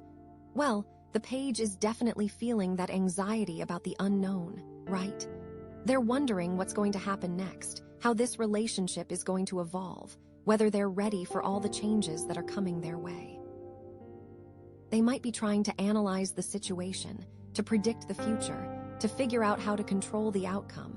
But that's just not possible with the Wheel of Fortune, you know. It's all about surrendering to the flow of life, trusting that everything is happening for a reason, and embracing the unexpected twists and turns that come your way.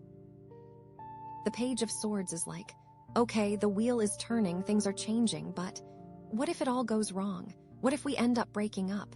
What if we move to a new city and hate it? What if we lose all our money? You know, it's all that fear and doubt creeping in. So it's about finding that balance between planning and spontaneity, between control and surrender. This all brings them closer to equilibrium. Okay, then we have the Death card, transformation, endings leading to new beginnings. And the Page of Swords, well, they're probably overthinking the heck out of that too, right? They're wondering what needs to end, what needs to be released, what old patterns or beliefs are holding them back from fully embracing this relationship. They might be analyzing their past relationships, trying to figure out what went wrong, so they can avoid making the same mistakes again. Or they might be questioning their own identity, wondering who they need to become in order to be a good partner for you. The Page of Swords is all about self-reflection, about trying to understand yourself and the world around you. But it can also lead to paralysis by analysis, where you get so caught up in your own thoughts that you can't actually take any action. What do I need to let go of? What needs to die in order for me to be with this person? These are thoughts running through their head. Is it even worth it? I mean, the Death card is all about letting go of what no longer serves you, but the Page of Swords is always trying to hold on to something, to control something, to figure something out, you know. So it's about finding that balance between letting go and holding on, between embracing change and staying true to yourself. They need to act to find that balance. And this is the final message. And finally, the Ace of Wands, that burst of new energy, that new beginning. The Page of Swords adds a layer of cautious optimism, maybe. They're excited about the possibilities, but they're also aware of the challenges. They're not going to rush into things blindly. They want to gather information, do their research, and make sure this is a solid foundation before they start building anything on top of it. They are balancing. The Ace of Wands is all about that spark of inspiration, but the Page of Swords is about figuring out how to turn that spark into a sustainable flame. How do I ground this? How do I make it a reality? How do I avoid burning out? You know, it's about finding that balance between enthusiasm and practicality, between vision and execution. They might be reaching out to friends for advice, reading articles about relationships, or even consulting a therapist, just to make sure they're making the right decisions. They want to be prepared for anything that comes their way. But if they can find that balance, if they can combine the Ace of Wands enthusiasm with the Page of Swords intelligence, then they'll be unstoppable. So overall, the Page of Swords in this reading is like the voice of reason, the little devil's advocate, the one who's always asking, what if? It's a reminder that even in the midst of all that romance, change, and new beginnings, it's important to stay grounded, to think things through, and to communicate openly and honestly.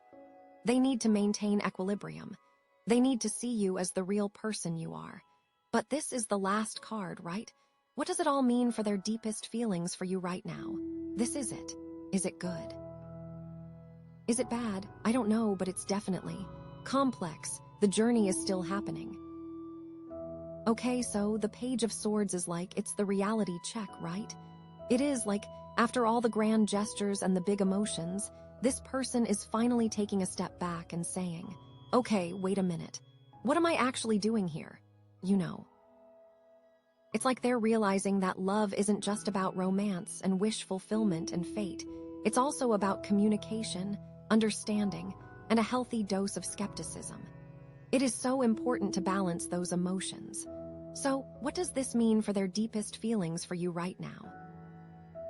Well, it means that they're not just head over heels, blindly in love with you. They're also thinking about you, analyzing you, and trying to figure you out. Which honestly isn't a bad thing, right? I mean, you don't want someone who's just gonna jump into a relationship without considering the consequences. You want someone who's gonna take the time to get to know you, to understand your needs and your desires, and to make sure that you're both on the same page. They want to achieve equilibrium. The Page of Swords is all about gathering information. So this person might be asking your friends about you, snooping on your social media, or just paying extra attention to your words and actions, trying to get a sense of who you really are, you know. They're trying to see past the surface level, to understand your motivations and your values, and to see if you're truly compatible with them. That is that balance at work. And it is making them nervous, but it's an informed nervousness, right? They might be a little bit hesitant to fully express their feelings for you, afraid of scaring you away or of getting hurt themselves. They're trying to protect their heart, to avoid making a mistake that they'll regret later. Now, let's connect this to the Knight of Cups again. So remember, he was all about coming to you with an offer, a romantic proposal. Well, the Page of Swords might be making him rethink his approach, right? Maybe he's realizing that he needs to be more careful, more thoughtful, more strategic in how he expresses his feelings. He doesn't want to come on too strong, to overwhelm you with his emotions, or to make you feel like he's not taking your feelings into consideration. He needs to be balanced. It could mean that he's going to take things a little slower, to give you both time to get to know each other better, to build a solid foundation of friendship and trust before jumping into anything serious. He might start by just sending you a casual text, asking how your day is going, or inviting you out for a cup of coffee, just to chat and get to know you better. He's not going to rush into anything. He's going to let things unfold naturally, at their own pace.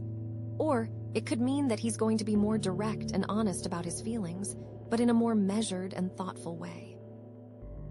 He might say something like, "Hey, I've really enjoyed spending time with you lately, and I'm starting to develop some strong feelings for you. But I also want to be respectful of your boundaries, and I want to make sure that we're both on the same page before we take things any further. So, how are you feeling about all of this?" You know.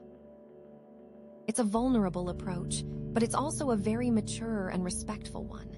Now, what about the Nine of Cups? How does the Page of Swords affect that wish fulfillment energy? Well, it could mean that they're starting to question whether you're really the answer to their prayers, right? Maybe they're realizing that you're not perfect, that you have your own flaws and imperfections, just like everyone else. And that's okay, but it might be making them reevaluate their expectations to see if they're being realistic in what they're hoping for from this relationship. They want that balance. They might also be wondering if they're truly ready for a relationship, if they're willing to make the sacrifices and compromises that are necessary to make it work. Maybe they're enjoying their single life, their freedom and independence, and they're not sure if they're ready to give that up for a committed relationship. The Page of Swords can be a bit of a commitment phobe, always wondering if there's something better out there, if they're missing out on something by settling down. But it could also mean that they're realizing that you're even more amazing than they originally thought, right? That your flaws and imperfections are actually what make you unique and special, what make you so irresistible. They're seeing the real you, the authentic you, and they're falling even harder because of it. This is how their equilibrium is restored. They may have been thrown off, but now they are steady again. What about the Wheel of Fortune? All that change and destiny? Well, the Page of Swords might be making them a little bit anxious about the future, right? They're wondering what's going to happen next, how this relationship is going to evolve, and whether they're ready for all the changes that are coming their way. They might be trying to control the outcome, to plan everything out in advance, but the Wheel of Fortune is a reminder that you can't always control what happens, that sometimes you just have to surrender to the flow of life and trust that everything is happening for a reason. So they need to balance this with the reality that they cannot control everything. What about the Death card? All that transformation and letting go. Well, the Page of Swords might be helping them to see what needs to end in their life in order to make space for you, right? What old patterns or beliefs are holding them back from fully embracing this relationship? They might be realizing that they need to let go of their fear of vulnerability, their need for control, or their tendency to overthink things. They need to embrace the freedom of not knowing, the freedom of balance. What about the Ace of Wands? How does the Page of Swords affect that new beginning? Well, it could mean that they're approaching this new relationship with a healthy dose of caution and skepticism, right? They're not just blindly rushing into things. They're taking the time to get to know you, to understand your needs and your desires, and to make sure that you're both on the same page. They're doing their research, gathering information, and making sure that this is a solid foundation before they start building anything on top of it. It is also how they will use that enthusiasm from the Ace of Wands, right? They have to balance it. So overall, the Page of Swords in this reading is like the voice of reason, the cautious observer, the one who's always asking, what if? It's a reminder that even in the midst of all that romance, change, and new beginnings, it's important to stay grounded, to think things through, and to communicate openly and honestly. So, what are their deepest feelings for you right now? Well, I would say that they're a mix of excitement, hope, desire, and a healthy dose of anxiety and overthinking, right? They're drawn to you, they're intrigued by you, they're fascinated by you, but they're also a little bit scared of getting hurt, of making a mistake, or of not being good enough for you. They want to achieve that balance, and they are so close. And that's where the Selenite Sun comes in. This crystal is all about finding that sweet spot, that radiant alignment, that perfect equilibrium. It's about balancing all those opposing forces, the romance and the reason, the excitement and the fear, the new beginnings and the necessary endings. This person needs to find a way to integrate all those different aspects of themselves, to create a sense of wholeness and integration, so that balance may be achieved. But here's the thing. This reading isn't just about them. It's also about you. What are you feeling? How are you responding to their energy? Are you open to receiving their love, even if it's not perfect, even if it comes with a few anxieties and overthinking? Are you willing to communicate openly and honestly with them, to share your own fears and desires, and to create a safe space where you can both be vulnerable and authentic? You have to consider that balance as well. It can't be all on them. It's a dance, right? Ultimately, the choice is yours.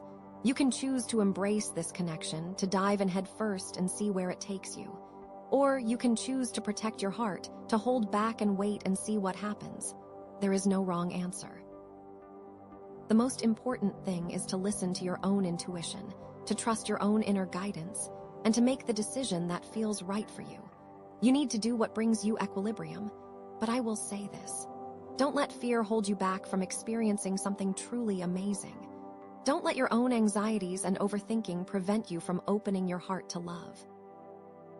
Because sometimes the greatest rewards come from taking the biggest risks, from embracing the unknown, and from trusting that everything is happening for a reason. And remember, the universe is conspiring to bring you together, to create a radiant alignment, a perfect equilibrium. The cards are aligned, the stars are aligned, and you, my friend, are ready for love. Now go out there and make it happen. You can do it. I believe in you.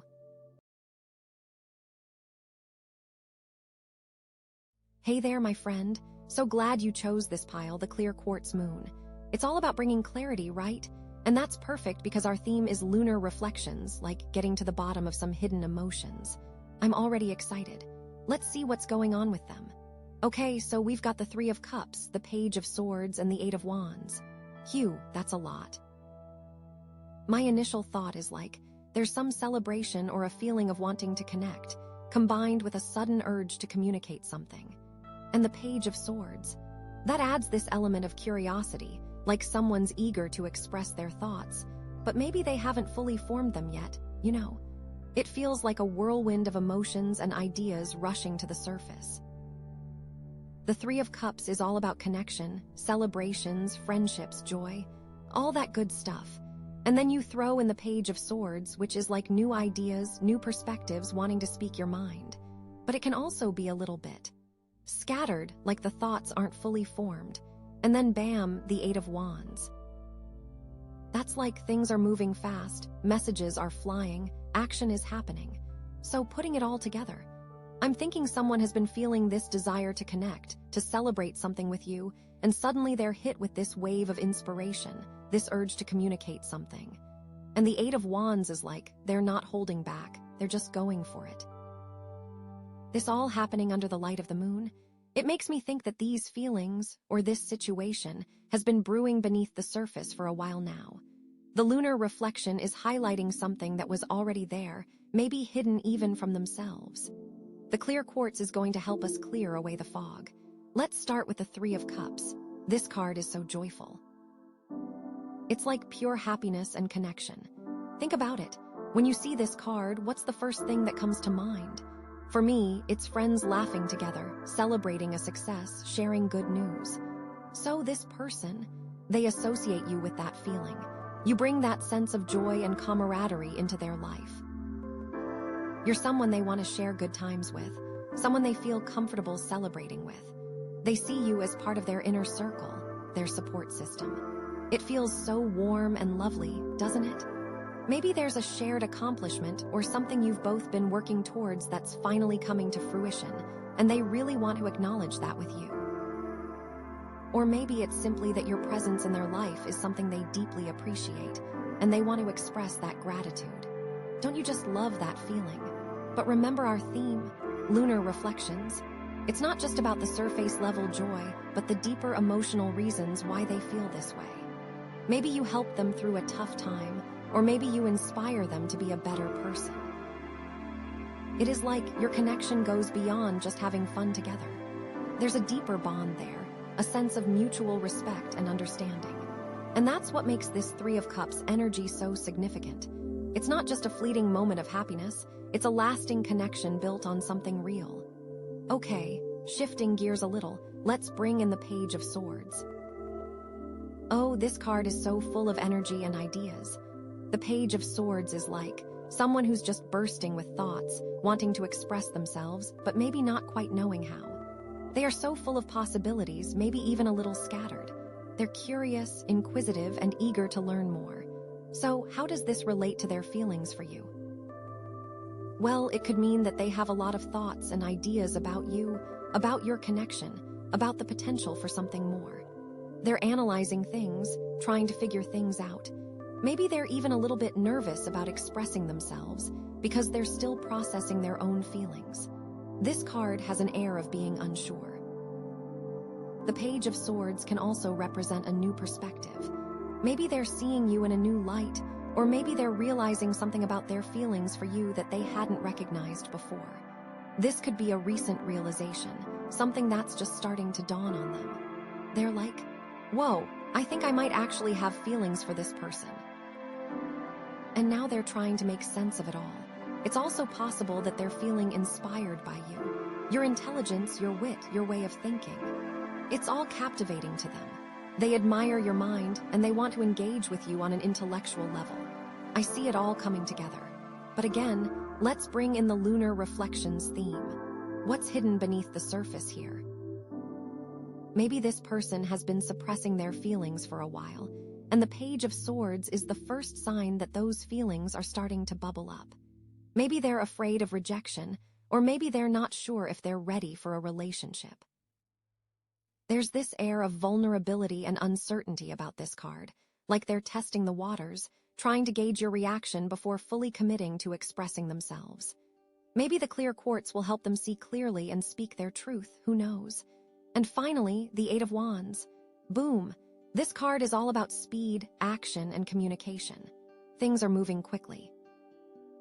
Messages are being sent, decisions are being made, and things are happening fast. This card can represent a sudden burst of energy or a rapid unfolding of events. So, in the context of their feelings for you, this could mean that they're ready to take action. They're not going to sit around and wait any longer. They're going to express their feelings, they're going to make a move, they're going to let you know how they feel. This could be a text, a phone call, a surprise visit. Anything that signifies a quick and direct communication. This card doesn't mess around. The Eight of Wands is also about travel and movement. Maybe they're planning a trip to see you, or maybe they're just feeling a strong desire to be closer to you. There's this sense of urgency and excitement in this card, like they can't wait to connect with you. They want to bridge the distance, whether it's physical or emotional. It's like they're finally ready to put their cards on the table, and they're not holding anything back. But let's not forget our lunar reflections theme. Why now? What's causing this sudden burst of action? Is it a genuine expression of their feelings, or is it something else driving them? Maybe they're reacting to something that's happening in their life, or maybe they're feeling pressured by someone or something. It's important to consider the underlying motivations behind this sudden rush of energy. This is where the clear quartz energy really comes into play. We need to clarify the situation to see what's really going on beneath the surface. Are their intentions pure? Are they being honest with themselves and with you? Or is there something else at play? I'm so curious to see what's next. Okay, here we go. So their deepest feelings for you right now, revealed by the Seven of Swords. Okay, on the surface, the Seven of Swords, it's like someone sneaking away, right? Like they're grabbing what they can and making a run for it. It often has this vibe of deception, maybe a little bit of trickery. It's not always malicious, but it definitely suggests that someone isn't being entirely upfront. They might be avoiding confrontation or trying to get away with something. You know, it's like a little bit mischievous, almost. But there's also a sense of self-preservation there, right? They're doing what they need to do to protect themselves, even if it means bending the rules a little. It feels like they're thinking, I'm going to get mine, you know, like survival mode almost. But the question is, like, what does this mean in terms of their feelings for you? How does this connect with all that joy and excitement from the other cards? That's what we gotta figure out. Okay, so we had the Three of Cups, which is like all about connection and joy, right? And then the Page of Swords with that burst of curiosity and new ideas. And then bam, the Eight of Wands, like things are moving super fast, messages flying everywhere. So how does this sneaky Seven of Swords fit into that picture? Well, maybe, just maybe, this person is feeling a little overwhelmed by all that energy. Like the Three of Cups is great, but it can also feel a little intense, right? All that pressure to be happy and connected. And then the Eight of Wands, that's like a full-in sprint. Maybe they're feeling like they need to pull back a little, to take some space for themselves before they get swept away by the whirlwind. The Seven of Swords could be their way of creating that space. Maybe they're not being deliberately deceptive, but they're also not being entirely honest about their need for some breathing room. They might be afraid of hurting your feelings or disrupting the good vibes, so they're kind of sneaking away to recharge their batteries, you know? It's like, okay, this is all great, but I need a minute to process everything. And the Page of Swords. That could be adding to the confusion. All those new ideas and perspectives. Maybe they're struggling to sort through them all, and they need some time alone to figure out what they really want. The Seven of Swords could be their way of buying themselves some time, of escaping the pressure to make a decision before they're ready. Like they're thinking, I need to go figure myself out before I get serious. It's not necessarily a bad thing, but it does suggest that they're feeling a little conflicted. Maybe they're not sure if they can fully commit to this connection, or maybe they're afraid of getting hurt. The Seven of Swords is like, I'm gonna dip before this gets too heavy card, you know. But wait, there's another way to look at this. Maybe the Seven of Swords isn't about deception at all. Maybe it's about independence. Think about it. The person in the card is carrying those swords away from something, right? Maybe they're not stealing them, but reclaiming them. Maybe they're taking back their power, their autonomy. In this context, the Seven of Swords could mean that this person is feeling empowered by their connection with you, but they also want to maintain their own sense of self. They don't want to lose themselves in the relationship, so they're setting boundaries, they're asserting their independence. They are like, I love this, but I need to be me too. This could be a really healthy thing. It means they're not afraid to be themselves, even if it means going against the grain a little. They're not going to blindly follow the crowd or do what's expected of them. They're going to do what's right for them, even if it means taking a different path. In relation to the Three of Cups, maybe they value the connection and joy, but they also want to make sure they're not sacrificing their own needs or desires in the process. They want to have fun and celebrate, but they also want to maintain their individuality. It's like, I love hanging out with you guys, but I also need my alone time. And the Page of Swords. Maybe they're using their curiosity and intelligence to explore their own identity, to figure out what makes them unique. They're not just accepting things as they are, they're questioning everything, they're challenging the status quo. Maybe they are thinking, how do I make this work for me? And the Eight of Wands. Maybe they're using that burst of energy to pursue their own goals and dreams, to create a life that's authentic and fulfilling. They're not letting anyone hold them back. They're not waiting for permission. They're just going for it full speed ahead. It's like, I'm gonna chase my dreams, and if you want to come along for the ride, great. If not, that's okay too. So, in this interpretation, the Seven of Swords is a sign of strength, of self-awareness, of a commitment to living life on their own terms. But let's be real, there can be a fine line between independence and isolation, right? I mean, it's something that needs to be acknowledged. Okay, but what if? What if the Seven of Swords is about cleverness? What if this person isn't being sneaky or independent, but strategic? What if they're using their wits to navigate a tricky situation? Think about it. The person in the card is carrying those swords with a purpose, right? They're not just running away blindly, they have a plan. Maybe they're trying to outsmart someone, or maybe they're trying to find a creative solution to a problem. They're using their intelligence and resourcefulness to get ahead. In terms of their feelings for you, this could mean that they're trying to figure out how to make this relationship work, even if there are obstacles in the way.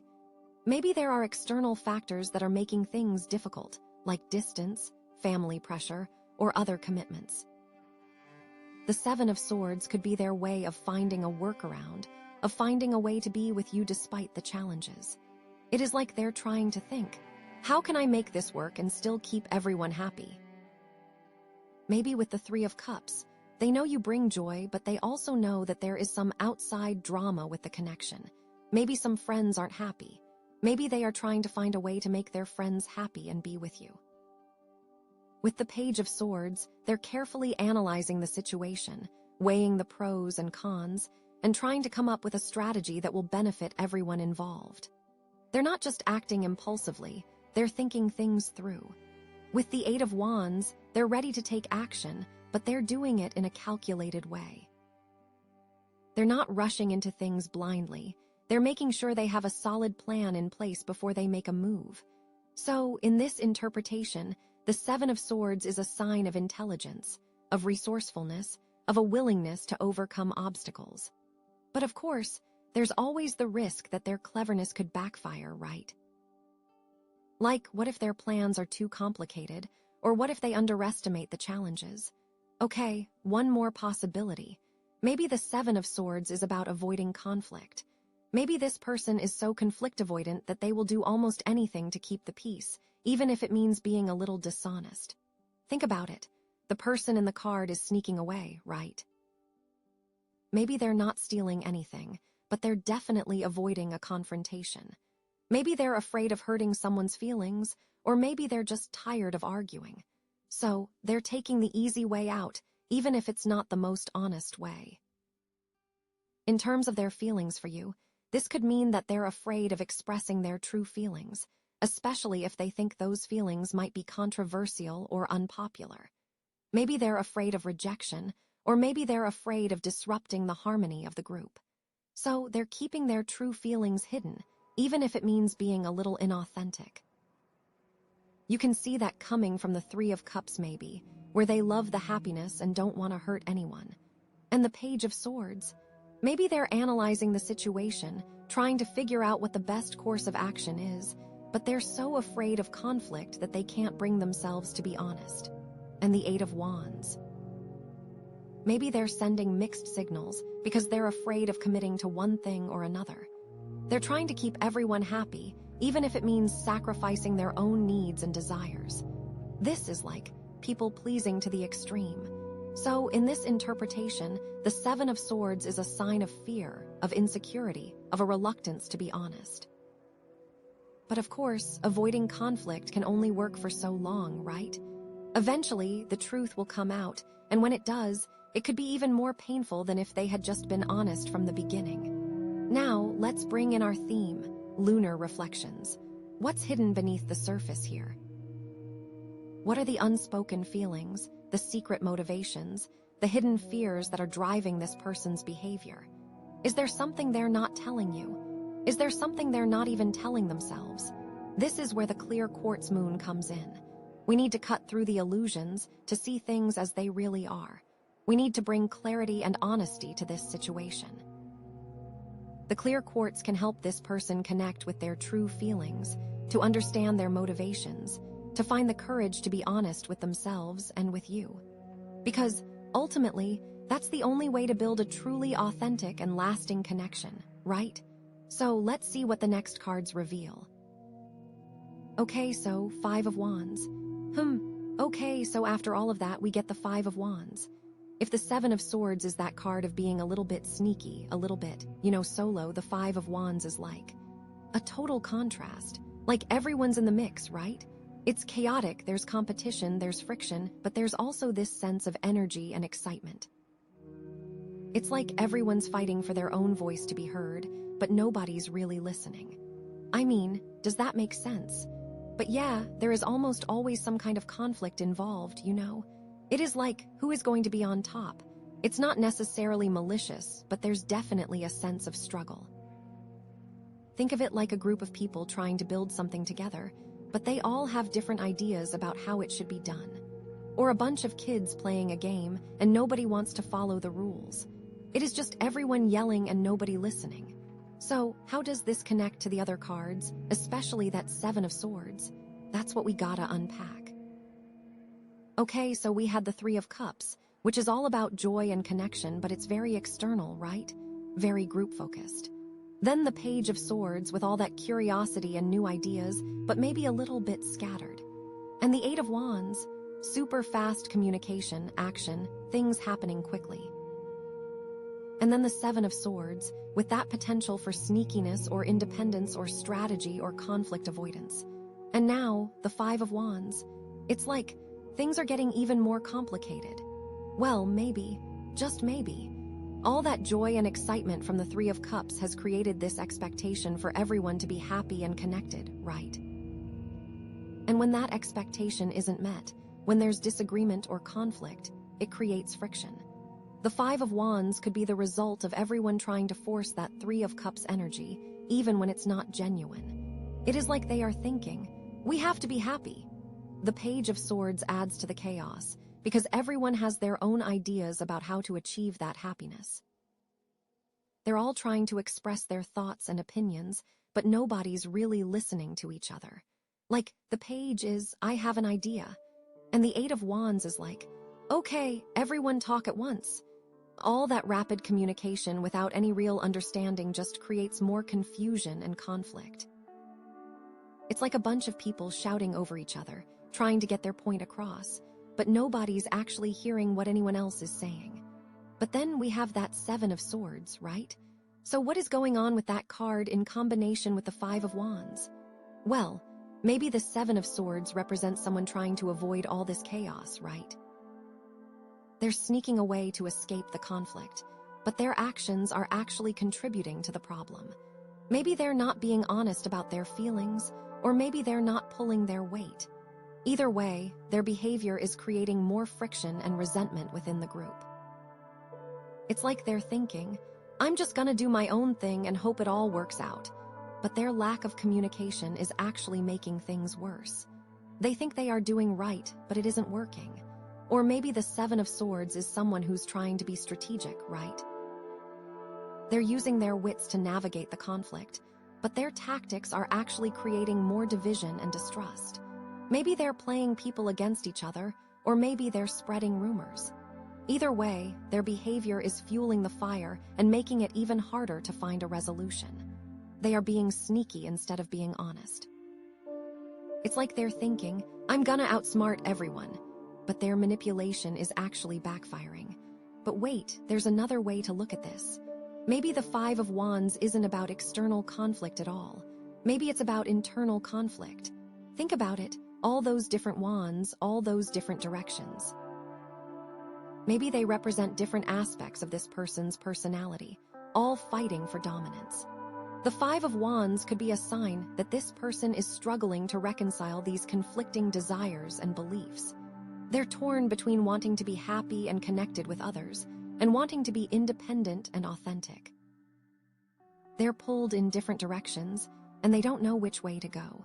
Maybe they feel the Three of Cups call, but also feel that they have their own life. Maybe the Page of Swords is their curiosity. Maybe the Eight of Wands is how they want to express themselves, but feel the need to hold back. In this context, the Seven of Swords could represent their attempt to escape this internal conflict, right?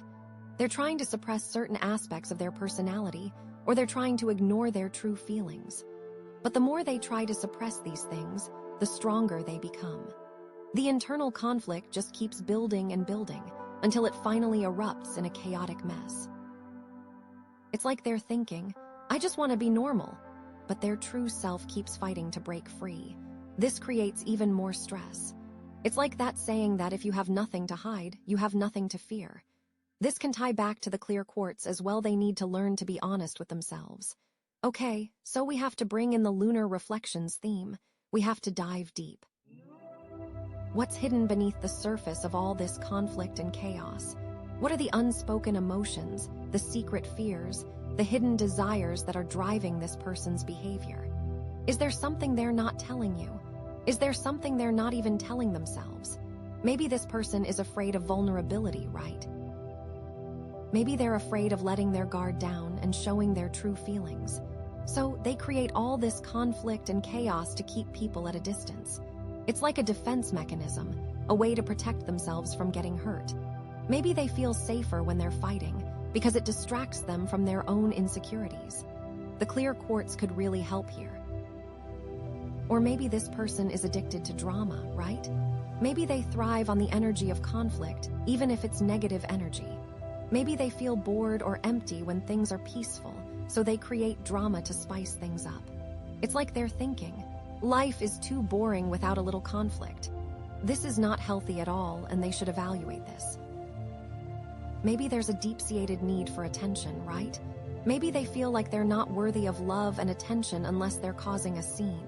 So they create conflict to get people to notice them, even if it's negative attention. It's like they're thinking, look at me, I'm important. But listen, here is where I want to warn you. Okay, this is important. This card, with all of that chaos, can represent something really toxic. Is this person creating drama, or are they thriving on it? Are they contributing to it? The lunar reflections here can mean this person is very used to creating chaos, and they get validation from it. They need to really look into themselves and see why they feel the need to cause the chaos. Maybe they aren't even aware of it, and that is where you have to be careful. If they are not aware, you may not be able to help them. So, what can they do to resolve all this conflict and chaos? Well, first, they need to get clear on their own values and beliefs, right? They need to figure out what's really important to them, what they stand for. And then, they need to communicate those values and beliefs clearly and honestly to others.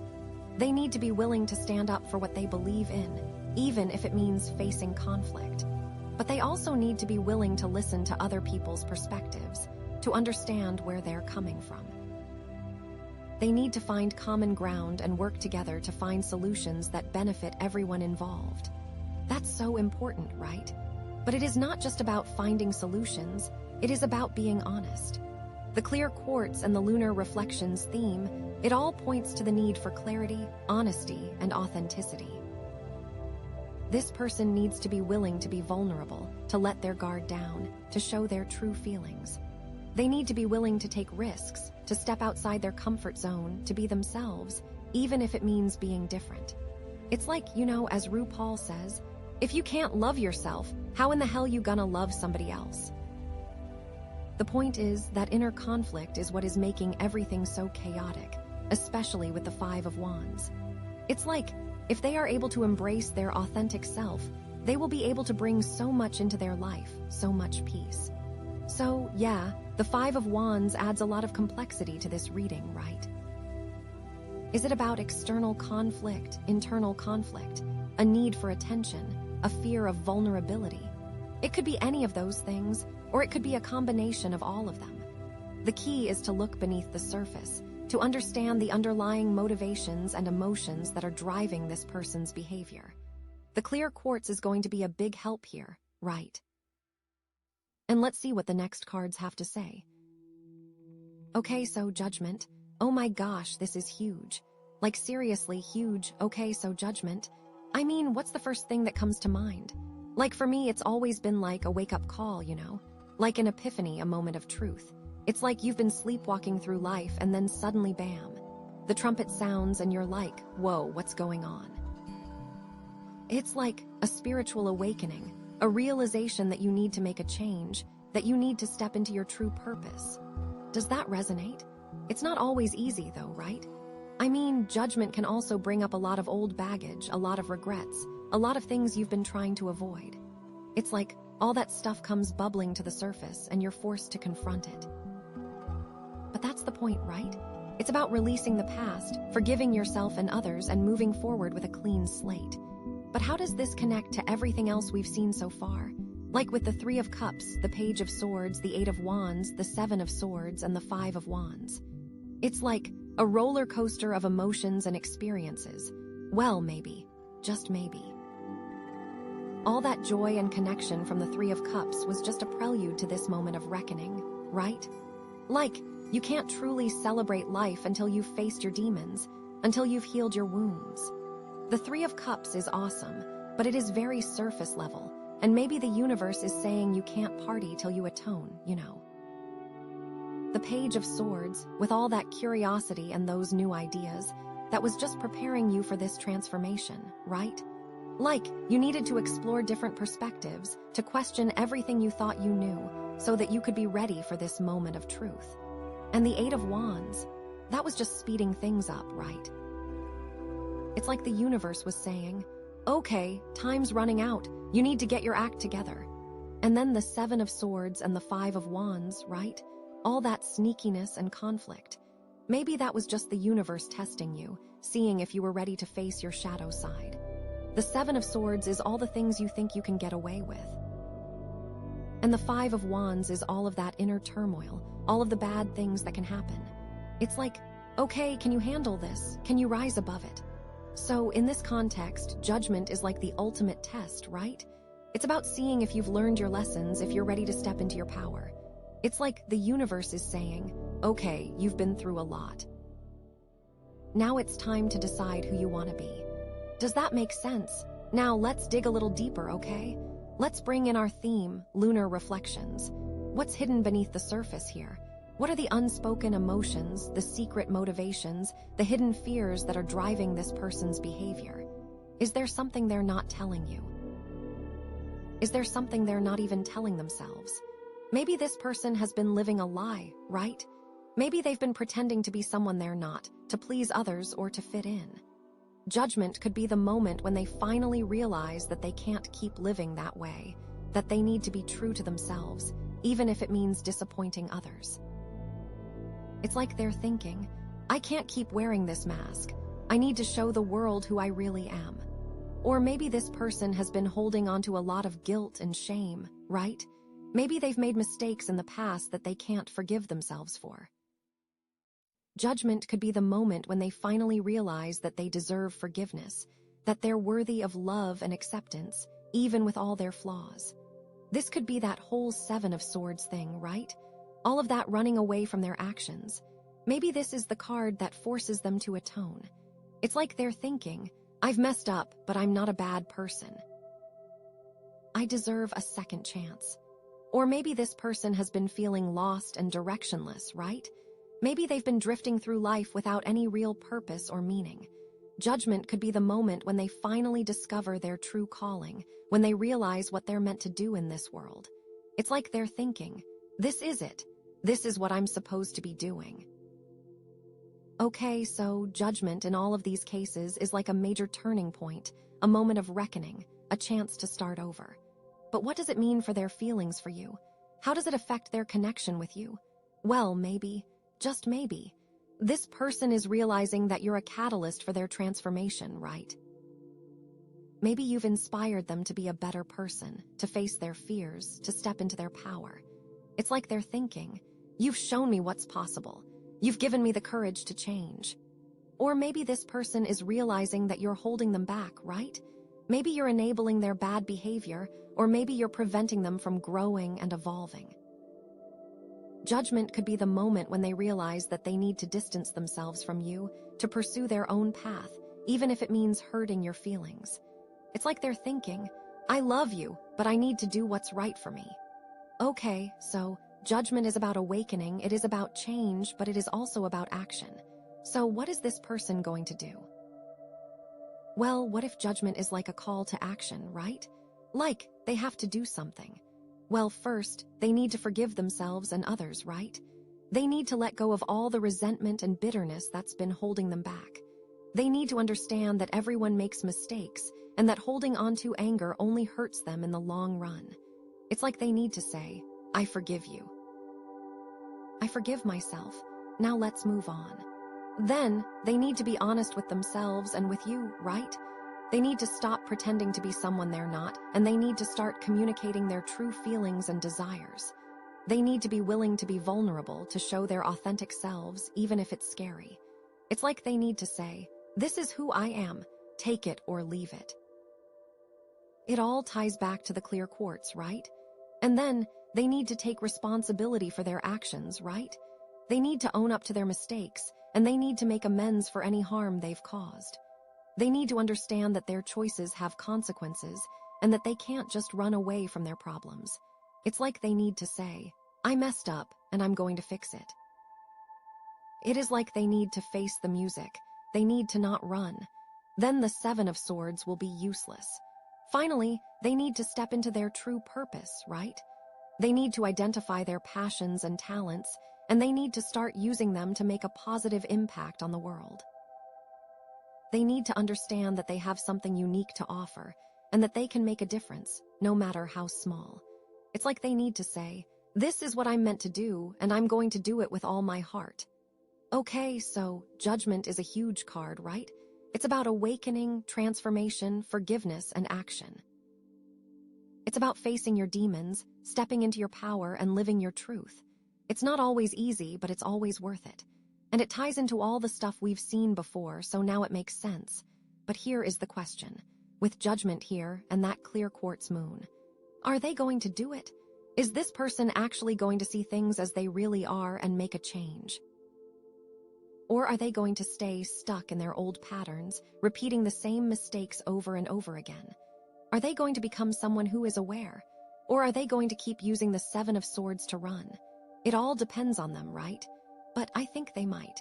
I mean, the lunar reflections is so strong here that it does mean they are being given some extra help, you know. But will they listen? And of course, it also depends on you, right? How are you going to react to their transformation? Are you going to support them, or are you going to resist their change? Are you going to encourage them to be their authentic selves, or are you going to try to mold them into someone you want them to be? You also have a role to play in this story, right? This is like a final test for you, too, in a way. It is like, are you going to be able to take it? Okay, so judgment is a big one, right? And that clear quartz is there to make sure that everything is revealed. So let's get to the final card and see what happens. Okay, so after all that intense self-reflection and potential for total transformation, we get the Knight of Cups. Oh, this is interesting. Okay, on the surface, the Knight of Cups is like romance, right? Like the classic charming prince riding in on his white horse to sweep you off your feet. He's all about grand gestures, emotional expression, and following his heart. He is like wanting to show you how much they care. It is all about the emotions. He's a total idealist, a dreamer, a poet. He's also very sensitive and intuitive, very in tune with his own feelings and the feelings of others. He is like a person who will cry at a movie, you know? This card has a really gentle energy. It's not like the Knight of Wands, which is all about action and adventure, or the Knight of Swords, which is all about intellect and strategy. The Knight of Cups is all about emotions, all the feels. Think of him as like the ultimate romantic. But how does this knight connect with everything that has come before, and more specifically, how does it affect their feelings for you? We have got to dig deeper. Okay, so we had the Three of Cups, which is like all about connection and joy, but maybe a little bit superficial. Then we had the Page of Swords, that card of curiosity and ideas. That Eight of Wands, that's action and communication. Then the Seven of Swords with all that sneakiness. And then Five of Wands and all the conflict, and now that Judgment card. Judgment can change everything. It is so powerful. So how can we add the Knight of Cups to all of this? Well, maybe, just maybe, this person has realized that they have very strong feelings for you, right? I mean, like really strong feelings. I mean, that Judgment card just is shouting this out. The Knight of Cups can be that realization. All of the other stuff was just leading up to this moment where they finally see you as more than just a friend, more than just a coworker, more than just someone they hang out with. They see you as someone special, someone they could potentially fall in love with. That Three of Cups could have been something that started as a nice little friendship, and maybe they saw you as a buddy to party with. The Page of Swords might have been them being curious about you, analyzing you, and the Eight of Wands might be that desire to be close. I mean, it could have been just platonic, but that Knight of Cups might be taking that Eight of Wands and making it so much more. The Seven of Swords, maybe that was them running away from those emotions, and then bam, Judgment. Like time to embrace it all. And the Five of Wands, well, maybe that was them trying to figure out where you fit into their life and where they fit into yours. Okay? And now they're ready to express those feelings to show you how much they care. But that Judgment card has to be taken into account. I mean, that card is shouting change. So maybe this Knight of Cups energy isn't just about romantic feelings, right? Maybe it's about a deeper emotional connection, a desire for something more meaningful, and a need to grow together. Okay, let's rewind a little. Let's talk more about the other cards in relation to the Knight of Cups. Okay? You know, like how that Three of Cups can change with the Knight of Cups now involved. Maybe they see you as someone who brings joy and happiness into their life, someone who makes them feel good about themselves. But it's not just about having fun together. It's about sharing a deeper emotional connection, a sense of understanding and support that goes beyond just friendship. The Knight of Cups helps to have the friendship become something so much more. It is not just a party, it is a connection, the Page of Swords. With that need for curiosity, well, maybe they're drawn to your intelligence, your creativity, your unique way of seeing the world. They admire your mind, and they want to explore new ideas and perspectives with you.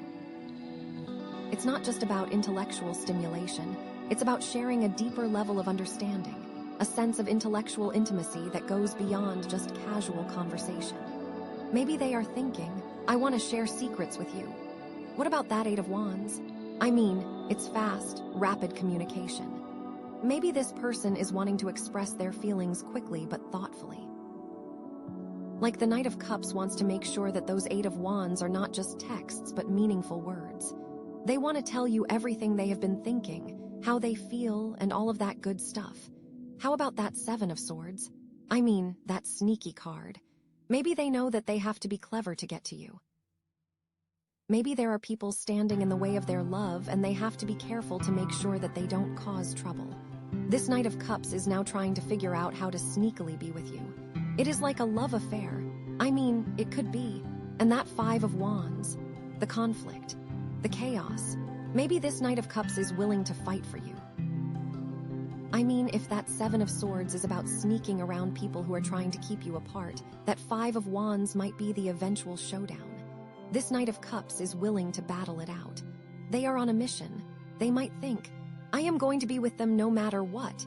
The Knight of Cups is not just a card of emotion. It is a card of intent. Now what about that Judgment card? All of that realization. I mean, wow. This person has had a total wake-up call, right? They have realized that they have feelings for you, that they want to express them, and that they are willing to do whatever it takes to be with you. It is like all of those other cards were just a prelude to this moment. It is like a crescendo. This is a lot. I mean, I'm just trying to imagine what it must feel like to be them right now, right? Under that clear quartz moon, lunar reflections shining on you. But wait, we have to temper our expectations a bit, okay? The Knight of Cups is not always the most practical person, right? I mean, they can be a little bit idealistic, a little bit unrealistic, a little bit ruled by their emotions. The thing about knights is that they are still just squires. They have the potential to be kings, but they aren't there yet. They are running headfirst into these problems, and they can cause a ruckus because of it. That Three of Cups. Maybe they get too emotional and start to make declarations of love at that party, and it makes everyone uncomfortable. Maybe that Page of Swords gets too curious. Maybe that Eight of Wands leads to them sending you a million texts when maybe you are not ready for it. The Seven of Swords might have them being sneaky but getting caught. And the Five of Wands might be them being dramatic. You have to be careful. And what if, going back to Judgment, this is all just a realization? What if they realize that they are in love with you and they decide that they don't want to act on it? I mean, Judgment is a card about change, but maybe they decide that the change is to just accept their feelings and move on. What if this Knight of Cups is just a fantasy in their head? I mean, the possibilities are endless, right? Under this lunar reflection. We still need that clear quartz to give us some clarity. Are they acting on those feelings, or are they just stuck in a daydream?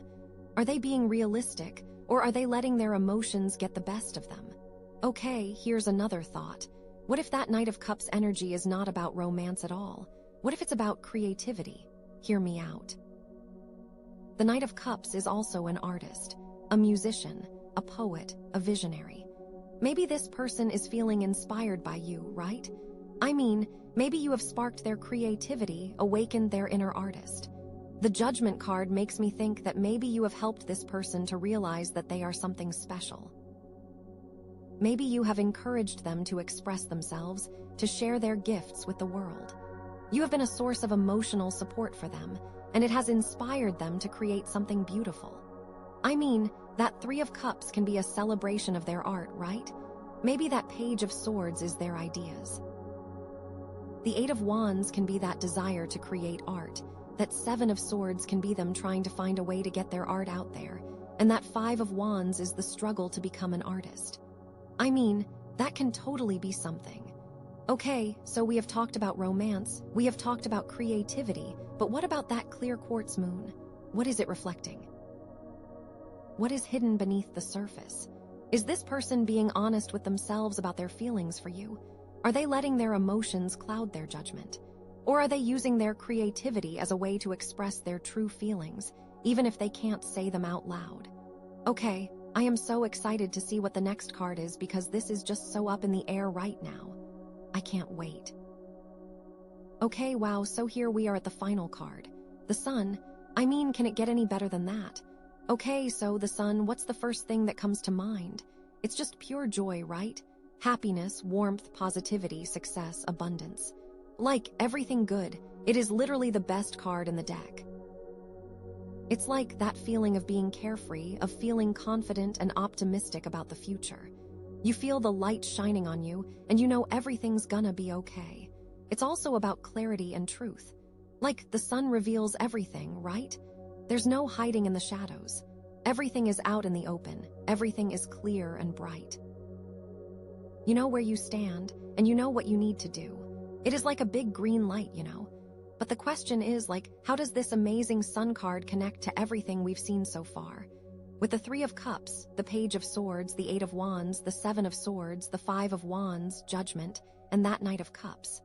It's like a whole journey of emotions and experiences. So how does the sun bring it all together?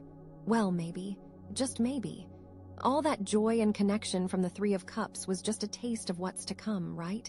Like the sun is saying, okay, you felt that little spark of happiness. Get ready for a whole explosion of joy. That Page of Swords, with all that curiosity and those new ideas, that was just preparing you for this moment of enlightenment, right? Like, you needed to explore different possibilities, to open your mind to new perspectives, so that you could fully appreciate the light of the sun. And the Eight of Wands, all that fast action and communication. That was just speeding things up, getting you ready to embrace this new chapter, right? The universe was saying, okay, things are moving quickly, but it's all leading to something amazing. And then the Seven of Swords and the Five of Wands, right? All that sneakiness and conflict. Well, the sun is saying, okay, you've dealt with those challenges, you've learned your lessons, and now you're ready to leave all that behind and step into the light. It's like those cards were there to teach, and now you have graduated. And then Judgment, right? I mean, that's huge. All that self-reflection and potential for transformation. The sun is like the ultimate validation. It's saying, okay, you've faced your demons, you've made your changes, and now you're ready to shine. It's like you have worked through it all. And that Knight of Cups, all that romance, creativity, and emotional expression. The sun is saying, okay, now you can share all that with the world. You can express your love, your creativity, your joy, and you can make a positive impact on everyone around you. The sun is just the best. Does that make sense? But wait, there's more. Let's bring in our lunar reflections theme, okay? What's been hidden beneath the surface? What are the unspoken emotions, the secret motivations, the hidden fears that have been driving this person's behavior? The sun is like, bam, no more hiding. It's all coming out into the open. All that stuff you've been trying to suppress, all those feelings you've been trying to ignore. The sun is shining a light on it all. Maybe this person has been afraid to be happy, right? Maybe they've been sabotaging their own success because they didn't think they deserved it. The sun is saying, okay, you're worthy of happiness. You deserve to feel good, embrace it. Or maybe this person has been afraid to be vulnerable, right? Maybe they've been hiding their true feelings because they were afraid of getting hurt. The sun is saying, okay, it's safe to open your heart. It's safe to be yourself. You're surrounded by love and support.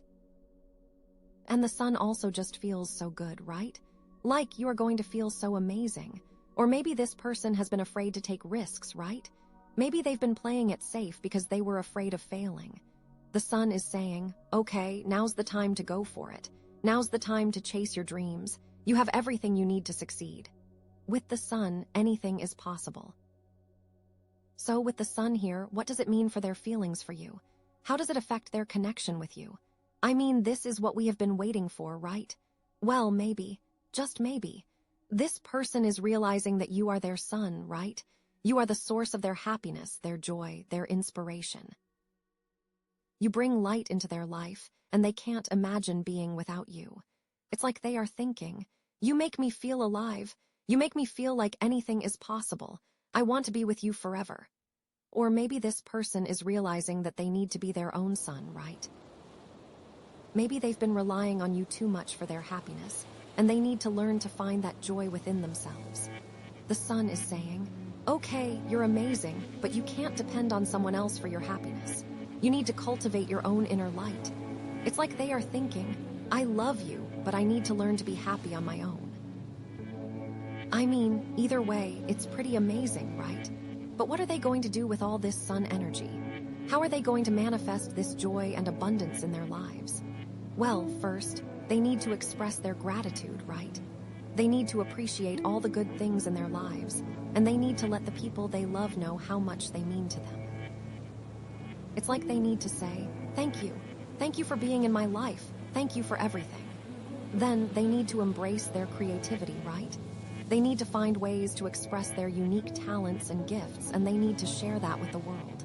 This can be a really creative time for them. It's like they need to say, I'm an artist, I'm a musician, I'm a writer. And I'm going to share my art with the world. The sun helps with that inner expression. Then they need to take action, right? They need to stop dreaming and start doing. They need to set goals, make plans, and take steps towards achieving their dreams. The sun is all about taking that first step. It's like they need to say, I'm going to make this happen. I'm going to achieve my goals. I'm going to live my best life. Finally, they need to spread the love, right? They need to be kind, compassionate, and generous to others. They need to use their success and abundance to make a positive impact on the world. It's like they need to say, I'm going to help others. I'm going to make the world a better place. So, the sun is like the ultimate card of positivity, abundance, and joy, right? I mean, it's the perfect way to end this reading. But remember, we still have that clear quartz moon energy to consider. The clear quartz helps to clarify and amplify the energy of the cards, and the moon reflects our deepest emotions and intuitions. So, with the sun and the clear quartz moon together, it's like a double dose of clarity and truth. This person is seeing things as they really are, and they're feeling confident and optimistic about the future. But they're also staying grounded in their emotions, and they're trusting their intuition to guide them forward. Now, remember, this whole reading started with that Three of Cups, that desire for connection and celebration. And now, we're ending with the sun, which is all about radiating that joy and abundance outwards, sharing it with everyone around you. So it's like this person is finally ready to fully embrace that connection, to celebrate life with you and with everyone they love. They've gone through all those challenges, they've faced their fears, and now they're ready to shine their light on the world. And you, my friend, you've been a part of that journey. You've been a source of inspiration, support, and love for this person, and you've helped them to get to where they are today. So take a moment to appreciate yourself too. You're amazing. You have that clear quartz moon energy within you, helping you to see the truth and to shine your own light on the world. You are someone special, and you deserve all the happiness and abundance that's coming your way. Remember when we asked what their deepest feelings were for you? The sun is telling you everything, okay? Whatever doubts you had, whatever fears you had, let them all go. The sun is shining on you. Okay, I'm so excited for you. I feel like this is just the beginning of an amazing new chapter in your life. Embrace the joy, embrace the love, and embrace your own inner light. You've got this. And don't forget to keep that clear quartz moon close by to help you stay grounded and connected to your intuition. You know, this is a crazy time for everyone, but trust me, it is going to be okay. You are amazing, and the fact that you landed on this pile means something. So, use all of this information to help guide you, and remember, it is going to be okay. I am sending you so much love. Hey there, pile with the Labradorite palm stone. Welcome. This crystal is all about balancing energies, which is perfect because your reading is all about the shifting tides of emotion. We're diving deep into their feelings for you right now, so let's see what's going on, okay? All right, so the first card we have is the Queen of Cups. Ooh, this is beautiful, okay? So the Queen of Cups, she is all about emotions, intuition, and compassion, right? So this person, the person that you're wondering about, they are very likely someone who is deeply in touch with their own emotions and the emotions of others. They're probably very empathetic, very caring. I almost feel like they are the type of person that other people go to when they need, like, emotional support, you know? They're like the rock, the shoulder to cry on. They just have this natural ability to understand and to feel what other people are going through, which is, like, such a gift, honestly. But it can also be a burden, right? Now, when it comes to their feelings for you, this Queen of Cups energy suggests that they feel a deep emotional connection with you. Like, it's not just surface level, you know? They're not just attracted to you physically, although that could definitely be part of it, right? But it's more than that. It's like they feel understood by you, seen by you, maybe even nurtured by you, which is really interesting. And this could go both ways. Maybe you are the Queen of Cups in this dynamic, and they are drawn to your nurturing energy, or maybe they embody this Queen of Cups energy themselves, and they feel like you appreciate that side of them. Either way, it's a very emotional, very compassionate connection. But here's where it gets interesting, right? Because the Queen of Cups, she can also be prone to, like, emotional overwhelm, Like, because they feel so deeply, they can sometimes get caught up in their own emotions or the emotions of others. So maybe this person is feeling a little bit overwhelmed by the depth of their feelings for you. Maybe it's, like, a little scary for them, Because when you really care about someone, it makes you vulnerable, right? And vulnerability can be scary, especially if they've been hurt in the past, or if they're just not used to feeling this deeply for someone. Also, the Queen of Cups can sometimes be a little bit passive, Like, they're so good at understanding and feeling what other people are going through that they sometimes put their own needs on the back burner. So, maybe this person is so focused on making sure that you're happy and that you feel loved that they're not really paying attention to their own needs. Or maybe they're afraid to express their own needs because they don't want to rock the boat, They don't want to upset you or cause any conflict. So that's something to keep in mind too. It's like, are they being honest about their own needs and desires, or are they just trying to please you? I also feel like there's a strong sense of, like, unconditional love here, The Queen of Cups, she loves without judgment. She just accepts people for who they are, flaws and all. So this person likely sees the best in you, even when you don't see it in yourself. They appreciate your quirks, your imperfections, all the things that make you uniquely you.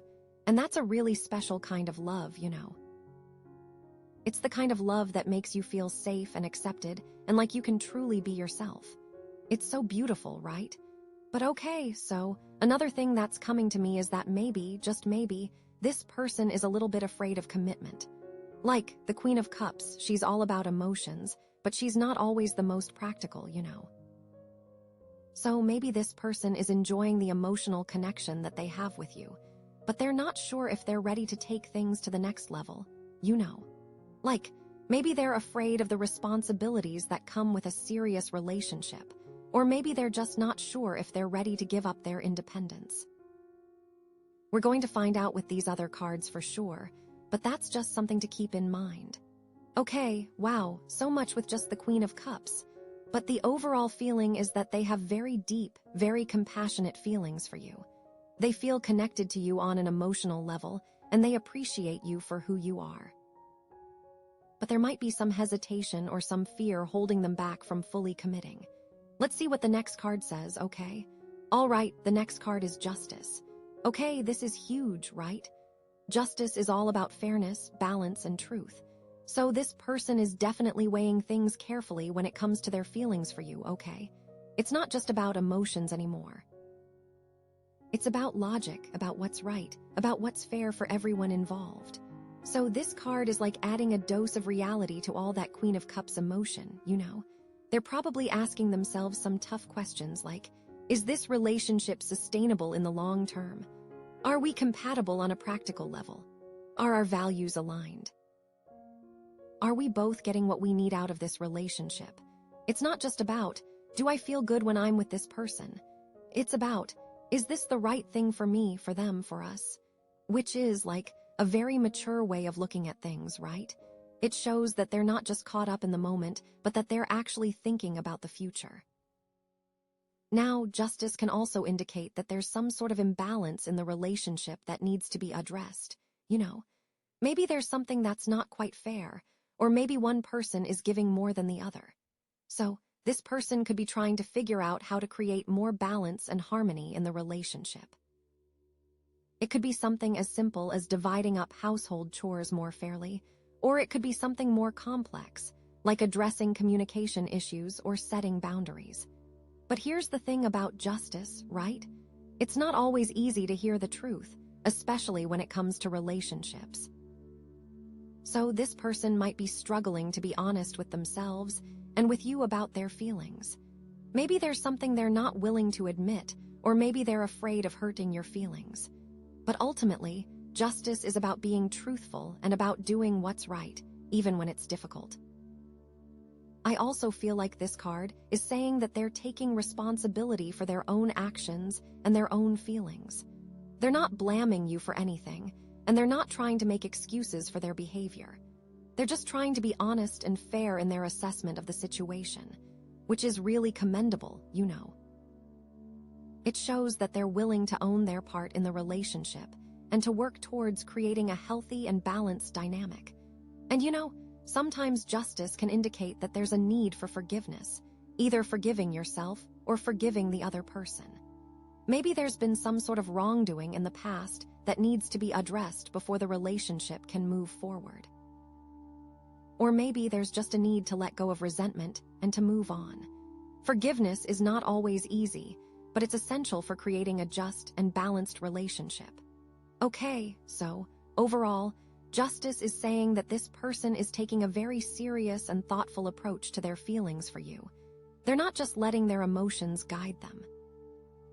They're also using logic and reason to make sure that they're making the right decisions. They're striving for fairness, balance, and truth, and they're willing to take responsibility for their own actions. But there might be some challenges along the way, especially when it comes to being honest and forgiving. But the overall intention is good. They want to create a relationship that is fair and just for both of you. But how does this play with the Queen of Cups? Let's see what the Nine of Pentacles says, because that's going to add another layer to this, right? Okay, Nine of Pentacles. Woo! This card is all about independence, luxury, and self-sufficiency. This person is very comfortable in their own skin, you know. They've worked hard to create a life that they love, and they're not afraid to enjoy the finer things. They're probably very successful in their career, they have a beautiful home, and they surround themselves with things that make them happy. They're basically living the dream, right?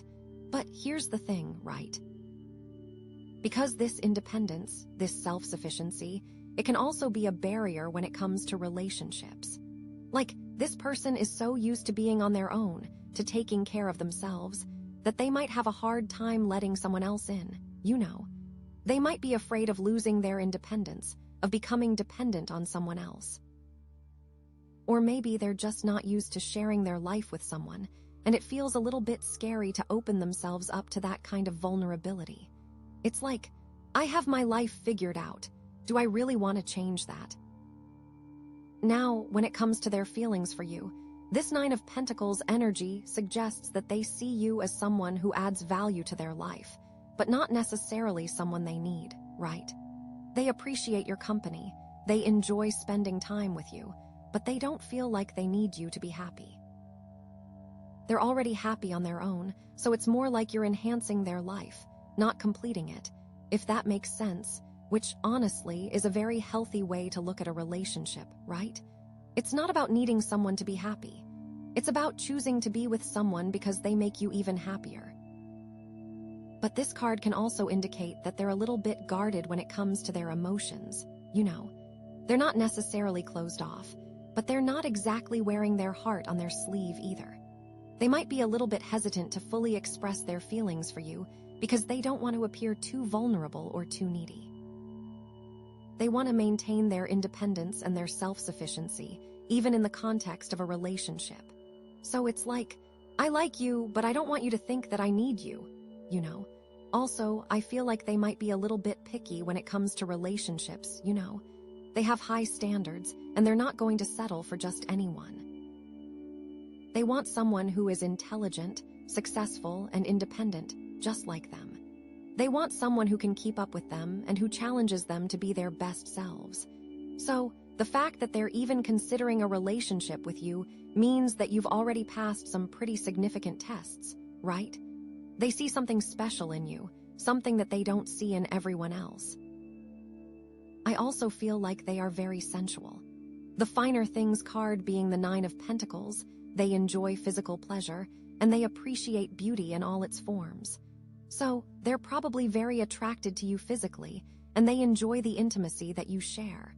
But it's not just about physical attraction. It's also about the overall experience of being with you. They enjoy your company, they enjoy your conversations, and they enjoy the way you make them feel. But okay, so another thing that's coming to me is that they might be a little bit materialistic, you know.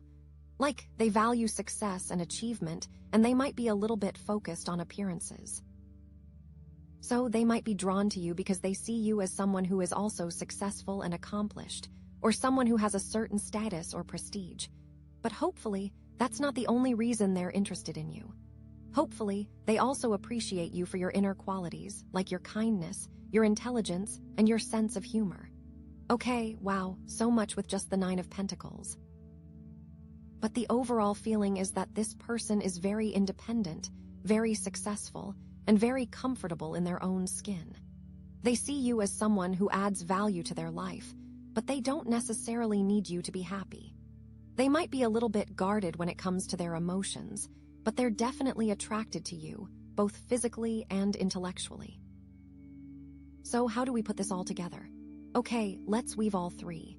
So we have the Queen of Cups, Justice, and the 9 of Pentacles. This is like a complex person, right? They have deep emotions, they value fairness, and they're fiercely independent. It's like they're trying to balance their emotions with their logic, and their desire for independence with their desire for connection, you know. It's a lot to juggle, honestly. Maybe they're feeling a strong emotional connection with you, like the Queen of Cups suggests, but they're also trying to be fair to themselves and to you, like Justice suggests. They want to make sure that this relationship is sustainable in the long term, and that it's not going to compromise their independence, like the 9 of Pentacles suggests. So one scenario could be that they're taking things slow, you know. They're not rushing into anything because they want to make sure that it's the right thing for both of you. They're enjoying the emotional connection that you share, but they're also being cautious and thoughtful. Another scenario could be that they're struggling to balance their emotions with their logic. They might be feeling conflicted about their feelings for you, like part of them wants to dive in head first, but another part of them is holding back. It's like they're constantly weighing the pros and cons, trying to figure out what's the best course of action. Okay, so overall, their deepest feelings for you right now are a mix of deep emotional connection, a desire for fairness and balance, and a need for independence. It's a complex mix, and they're probably still trying to figure it all out. But the fact that they're even considering a relationship with you means that they see something special in you. Next up, we'll look at. Okay, so overall, their deepest feelings for you right now are a mix of deep emotional connection, a desire for fairness and balance, and a need for independence, right? It's a complex mix, and they're probably still trying to figure it all out. But the fact that they're even considering a relationship with you means that they see something special in you. Next up, we'll look at the High Priestess. Oh my gosh, okay, this is so interesting. So the High Priestess, she is all about intuition, mystery, and like the subconscious, you know.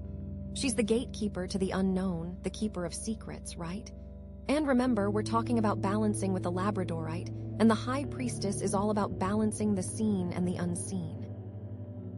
This is going to add such a cool layer to everything. So with this card coming up now, it's like, what aren't they saying? What are they feeling that they can't quite articulate, you know? It's like there's this whole other level of emotion and understanding that's just beneath the surface. I'm so excited to dive into this. Okay, so the High Priestess, right? She's not like the Queen of Cups, who's all about expressing her emotions, right? The High Priestess is much more internal. She's all about, like, feeling and knowing things on a deeper level without necessarily needing to talk about them, you know. So where the Queen of Cups is, like, wearing her heart on her sleeve, the High Priestess is, like, holding her cards close to her chest. So this person, they might be feeling things for you that they're not even fully aware of themselves, you know? Like, it's all happening on a subconscious level. It's like their intuition is telling them something, but their conscious mind hasn't quite caught up yet. So it's like maybe they're getting these, like, strong gut feelings about you, or these vivid dreams, or these, like, sudden flashes of insight, you know? Like their intuition is, like, screaming at them. This person is important. This person is special. But they're not quite sure what to do with that information yet, you know? They're still trying to process it to make sense of it. And you know, the High Priestess is also about secrets, right? So maybe there's something that they're hiding from you, or maybe something they're hiding from themselves, you know? It could be something about their past, or it could be something about their current feelings. But either way, it's something that they're not quite ready to reveal yet. It's like they're protecting themselves or protecting you by keeping this secret. Or, you know what else it could be? It could be that they're afraid of their own power, you know? The High Priestess is a very powerful figure, right? She has access to all sorts of hidden knowledge and wisdom. And maybe they're afraid of what would happen if they fully embraced that power, you know? Maybe they're afraid of the responsibility that comes with it, or maybe they're afraid of what other people would think of them. And how does this play with justice, right? Because justice is all about truth and fairness, and the High Priestess is all about, like, hidden truths, right? So it's like, maybe they're struggling to be honest with themselves about their feelings for you because they're afraid of what the truth might be. Maybe they're afraid that the truth would be too painful, or too complicated, or too disruptive to their life. Or, you know, maybe they're afraid that the truth would reveal some sort of imbalance in the relationship, like Justice was talking about, right? Maybe they're afraid that they're not giving you enough, or that you're not giving them enough.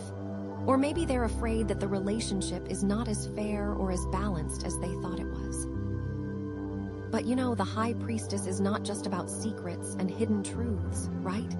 She's also about intuition and inner wisdom. So maybe this card is saying that they need to trust their intuition more, you know. Maybe they need to stop overthinking things and just listen to their gut.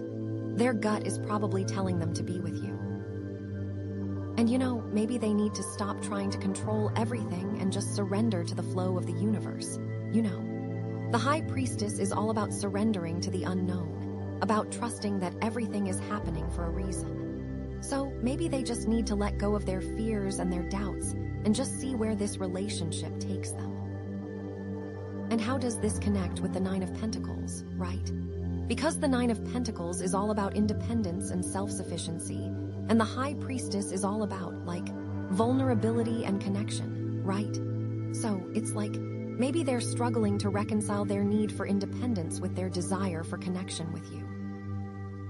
Maybe they're afraid that if they let themselves get too close to you, they'll lose their independence, or that they'll become too dependent on you. Or maybe they're afraid that they'll have to give up some of their freedom or some of their, like, self-sufficiency. But you know, the High Priestess is also about finding balance, right? So maybe this card is saying that they need to find a way to balance their need for independence with their desire for connection, you know. Maybe they need to find a way to be in a relationship without losing themselves, or without giving up their freedom. It's like, they can still be independent and self-sufficient, but they can also be in a loving and supportive relationship, you know. It's not an either-or situation. It's a both-and situation. Okay, so, like, what does this all mean for their feelings for you, right? Well, I think it means that they have very deep and complex feelings for you, feelings that they might not even fully understand themselves, you know. It's like, there's this whole other level of emotion and connection that's just beneath the surface. Maybe they're feeling a strong, intuitive pull towards you, like their soul is telling them that you're someone special. Or maybe they're keeping some sort of secret from you, or from themselves, about their feelings. Or maybe they're struggling to balance their need for independence with their desire for connection. But either way, it's clear that they're not taking this relationship lightly, you know. They're putting a lot of thought and energy into it, trying to figure out what's the best course of action.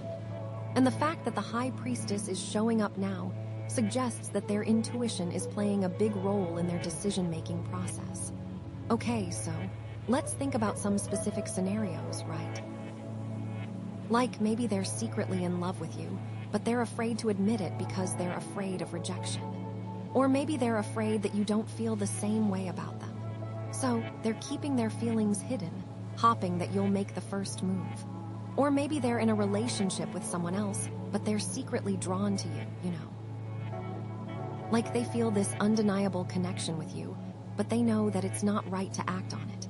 So they're trying to suppress their feelings, hoping that they'll eventually go away. Or maybe they're just really confused about their feelings, you know?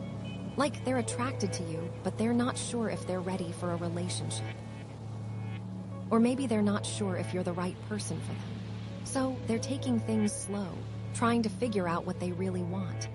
But, whatever the specific scenario, the overall message of the High Priestess is that they need to trust their intuition and to listen to their inner wisdom. They need to stop overthinking things and just let their heart guide them. And, maybe they need to be more honest with themselves and with you about their feelings, Maybe they need to stop keeping secrets and just be open and vulnerable. Because, ultimately, that's the only way to create a truly authentic and fulfilling relationship, right? Okay, wow, so, yeah, the High Priestess definitely adds a whole new layer of complexity to this reading, right? It's like, we thought we had a handle on their feelings, but now we see that there's so much more going on beneath the surface, It's like they're not just dealing with their emotions and their logic and their need for independence, but they're also dealing with their intuition, their secrets, and their fears. So basically, their deepest feelings for you right now are a mix of, conscious and subconscious emotions, a desire for truth and balance, a need for independence, and a whole lot of mystery, right? It's a complex and confusing mix, but it's also a very intriguing and exciting mix. I am, so excited to see what the next card reveals. Okay, so, I think the big question now is, will they embrace their intuition and their inner wisdom, or will they continue to keep their feelings hidden? Will they be able to find a balance between their need for independence and their desire for connection? And will they be able to be honest with themselves and with you about their true feelings? These are the questions that we need to answer, and I have a feeling that the next card is going to give us some major clues. Let's see what's coming up next, okay? Okay, so, wow, the High Priestess definitely added a whole new layer of complexity to this reading, right? It's like, we thought we had a handle on their feelings, but now we see that there's so much more going on beneath the surface, It's like they're not just dealing with their emotions and their logic and their need for independence, but they're also dealing with their intuition, their secrets, and their fears. So basically, their deepest feelings for you right now are a mix of, conscious and subconscious emotions, a desire for truth and balance, a need for independence, and a whole lot of mystery, right? It's a complex and confusing mix, but it's also a very intriguing and exciting mix. I am, so excited to see what the next card reveals. Okay, so, I think the big question now is, will they embrace their intuition and their inner wisdom, or will they continue to keep their feelings hidden? Will they be able to find a balance between their need for independence and their desire for connection? And will they be able to be honest with themselves and with you about their true feelings? These are the questions that we need to answer, and I have a feeling that the next card is going to give us some major clues. Let's see what's coming up next, okay? Oh my gosh, the Wheel of Fortune. Okay, this is, huge. So, the Wheel of Fortune, it's all about destiny, cycles, and, the unpredictable nature of life, It's like, things are constantly changing, and what goes up must come down, and vice versa, right? So, this card showing up now, it's like fate is stepping in, It's like this whole situation, their feelings for you. It's not just about their conscious choices anymore, but there's also this element of destiny at play, Maybe they feel like they're meant to be with you, or maybe they're just wondering if fate is trying to tell them something, It's like they can't control everything, and maybe they're not even supposed to, right? The wheel is turning, regardless of what they do. And remember, we have the Labradorite balancing, right? Balancing control and surrender. So, with the Wheel of Fortune, it's like, are they surrendering to the possibility that you two are meant to be? Or are they fighting it, trying to control the outcome? And how does this connect with the Queen of Cups, right? Because the Queen of Cups is all about emotions, and the Wheel of Fortune is all about, change and unpredictability. So it's like, maybe their emotions are all over the place right now, One minute they're feeling super connected to you, and the next minute they're feeling scared or confused, It's like their emotions are just going up and down, like the Wheel of Fortune itself. And maybe they're feeling overwhelmed by the intensity of their emotions, The Queen of Cups can be prone to emotional overwhelm, and the Wheel of Fortune is just adding fuel to the fire. So it's like they need to find a way to manage their emotions and to stay grounded, even when things are changing rapidly. They need to find emotional equilibrium, right? Okay, but then we also have justice in the mix, right? And justice is all about fairness and balance. So it's like maybe they're wondering if this relationship is fair to both of you, you know. Like, are you both getting what you need out of it? Or is one person giving more than the other? And the Wheel of Fortune is like throwing a wrench into things, right? Because it's all about unpredictability, and justice is all about like order and fairness. So it's like, how can you create a fair and balanced relationship when things are constantly changing? It's a challenge for sure. Maybe they are thinking like, is it fair to even pursue this, given all the other factors in their lives? Or maybe the Wheel of Fortune is bringing some karmic justice into the situation, you know? Like, maybe they're finally getting what they deserve, whether it's good or bad. It's like the universe is balancing the scales, and they're just along for the ride. Okay, so then we have the Nine of Pentacles, right? And the Nine of Pentacles is all about independence and self-sufficiency. So it's like, maybe they're wondering if being in a relationship with you is going to compromise their independence, you know. Like, are they going to have to give up some of their freedom or some of their self-sufficiency? And the Wheel of Fortune is like shaking things up, right? Because it's all about change, and the Nine of Pentacles is all about like stability and security. So it's like, how can you maintain your independence when things are constantly changing?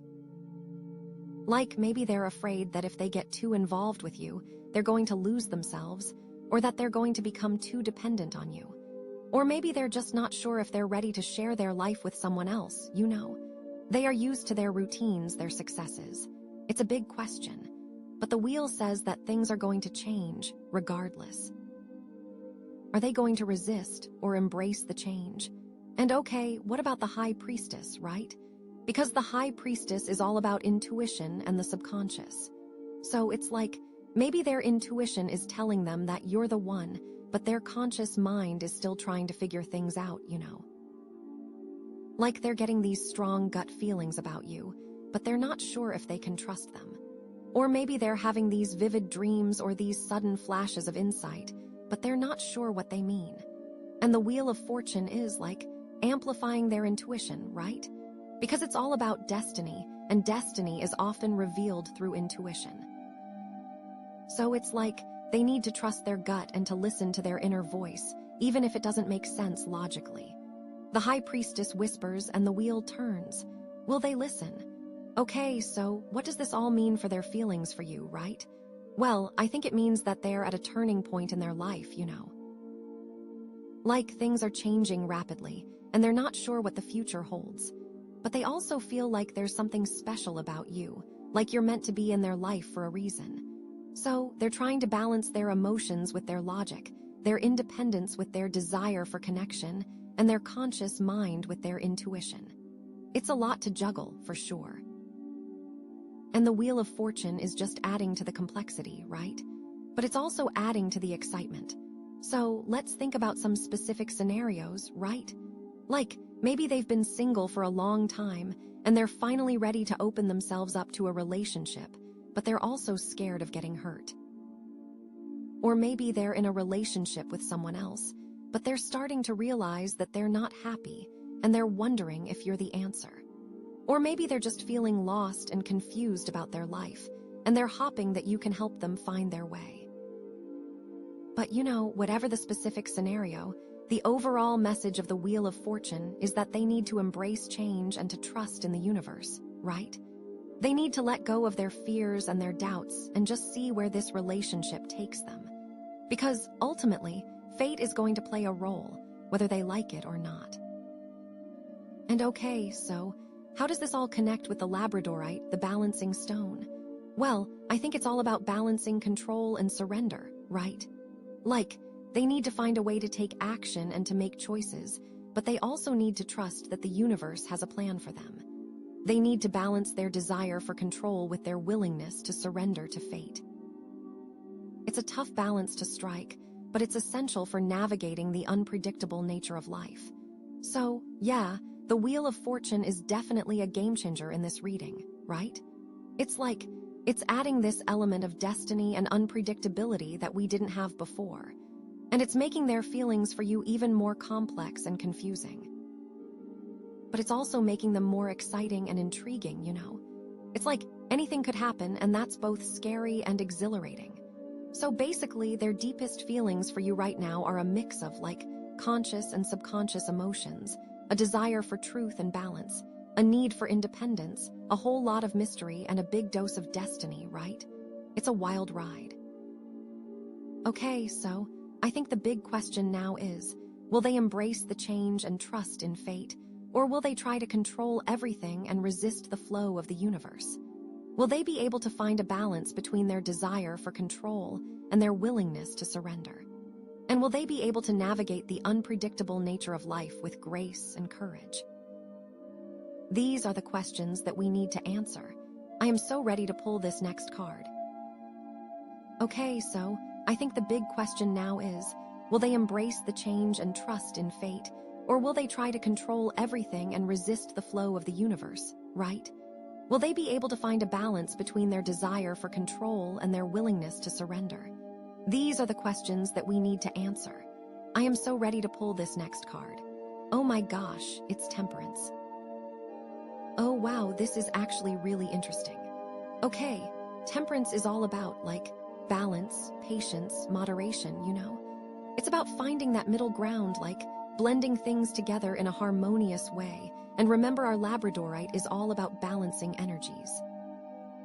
So, after all that upheaval from the Wheel of Fortune, it's can they actually find some peace and equilibrium when it comes to their feelings for you? Are they able to temper their emotions, their desires, their fears? Are they trying to find a way to mix things together in a way that actually works? It's are they actually able to take the heat and the cold and turn it into something lukewarm that works? And how does Temperance connect with that Queen of Cups energy, right? Because the Queen of Cups is all about, emotions, intuition, compassion. So it's can they temper their emotions, right? Can they find a way to balance their feelings for you with their head? Because the Queen of Cups can get carried away, right? They can be prone to emotional overwhelm, like we were saying, and Temperance is about finding that middle ground. It's not too hot, not too cold, just right, It's they need to find a way to feel their emotions fully, but without letting them control them. And maybe they're learning to balance their own emotional needs with yours, right? Are they trying to find a compromise that works for both of you? It's not just about what they want or what you want, but what you can create together, It's are they trying to mix your energies in a way that creates something even better than what you had alone? And what about justice, right? Because justice is all about fairness, balance, and truth. So it's are they trying to find a way to be fair to both of you? Are they trying to balance their needs with your needs? Are they trying to create a relationship that's actually just and equitable? Maybe they're realizing that things haven't been totally fair in the past, and they're actively working to correct that imbalance now. Or, what else it could be? Maybe they're realizing that they need to be more honest with themselves and with you about their feelings, right? Because justice is all about truth, and Temperance is about finding that middle ground. So it's they need to find a way to communicate their feelings in a way that's both honest and kind, It's not too blunt, not too vague, just right. Are they learning to be tactful, diplomatic, and compassionate in the way that they speak to you, right? Okay, and then we have the Nine of Pentacles, right? And the Nine of Pentacles is all about independence, self-sufficiency, luxury. So it's are they trying to find a way to balance their need for independence with their desire for connection with you? Are they trying to find a way to be in a relationship without losing themselves, without giving up their freedom? Because that's a big thing for them, right? They don't want to feel like they're sacrificing their independence for the sake of the relationship. But Temperance is about finding that middle ground. So it's maybe they're realizing that it's possible to be in a relationship and still maintain their sense of self, right? It's not an either-or situation.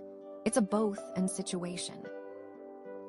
They can still have their own interests, their own friends, their own goals, but they can also have a loving and supportive relationship with you.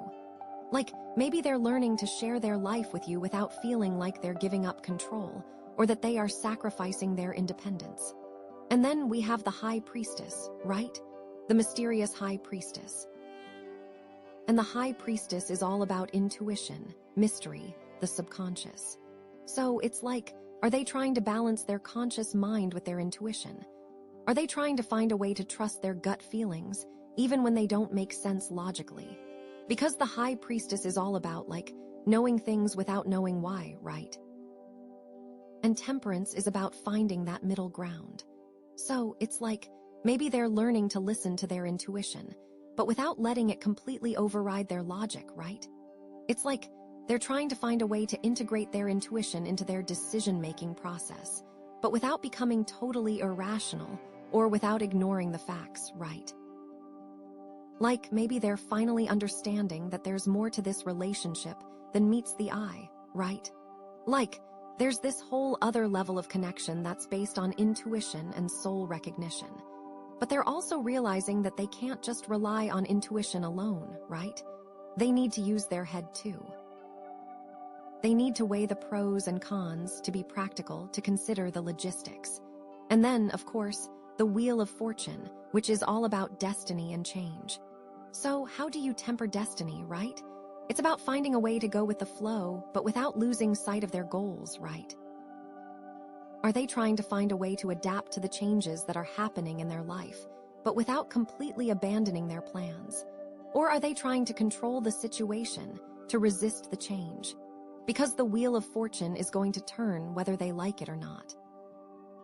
So it's like they need to find a way to work with the universe, to trust that everything is happening for a reason, but also to take responsibility for their own choices, right?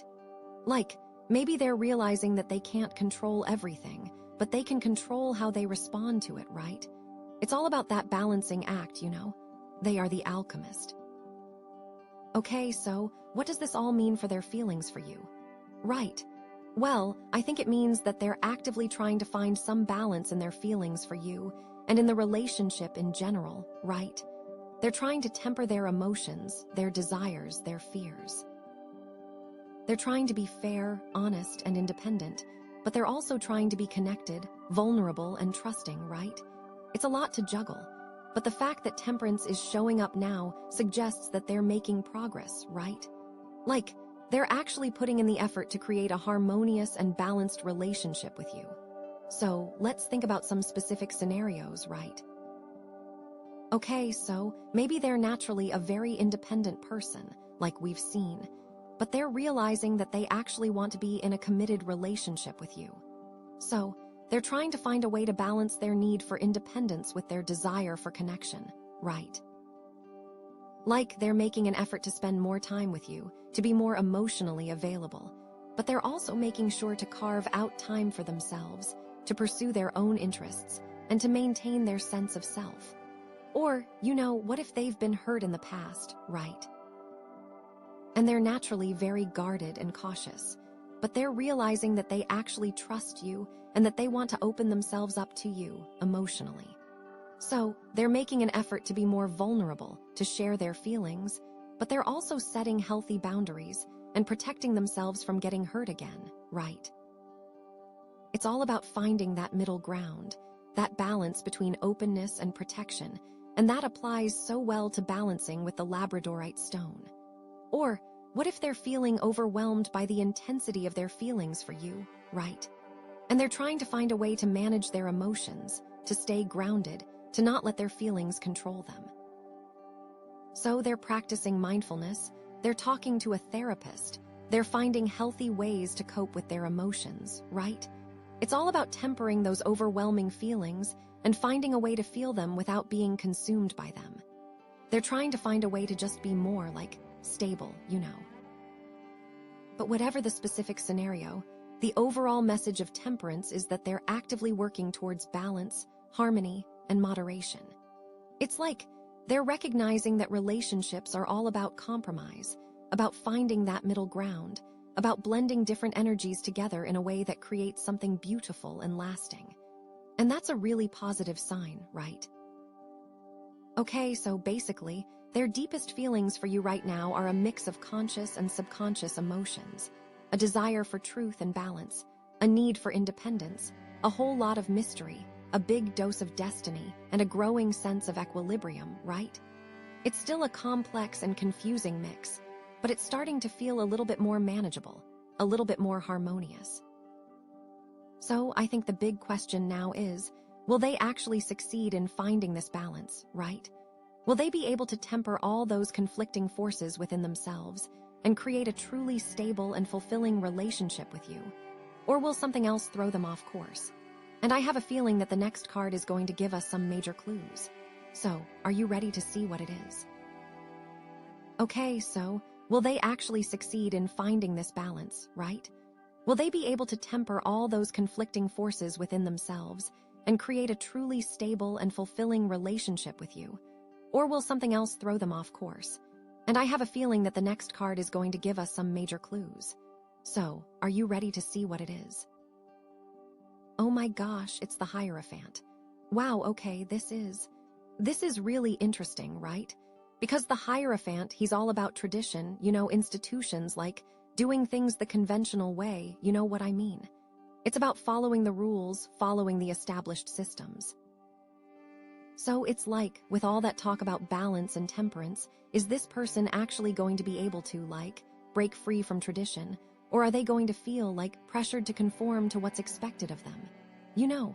Are they going to do what their family expects? Or what society expects? Or what their church expects, Okay, so let's go back to the Queen of Cups, right? Because the Queen of Cups, she's all about emotions and intuition and compassion. So it's like, how does the Hierophant, impact that Queen of Cups energy? Does this person feel like their emotions are, valid, or are they being told that their feelings are wrong? Because sometimes, tradition can be really stifling, right? It can tell you that you're not supposed to feel a certain way, or that you're not supposed to love a certain person. So maybe this person is struggling with that, Maybe they're feeling this deep emotional connection to you, but they're also feeling, guilty or ashamed because it goes against what they've been taught.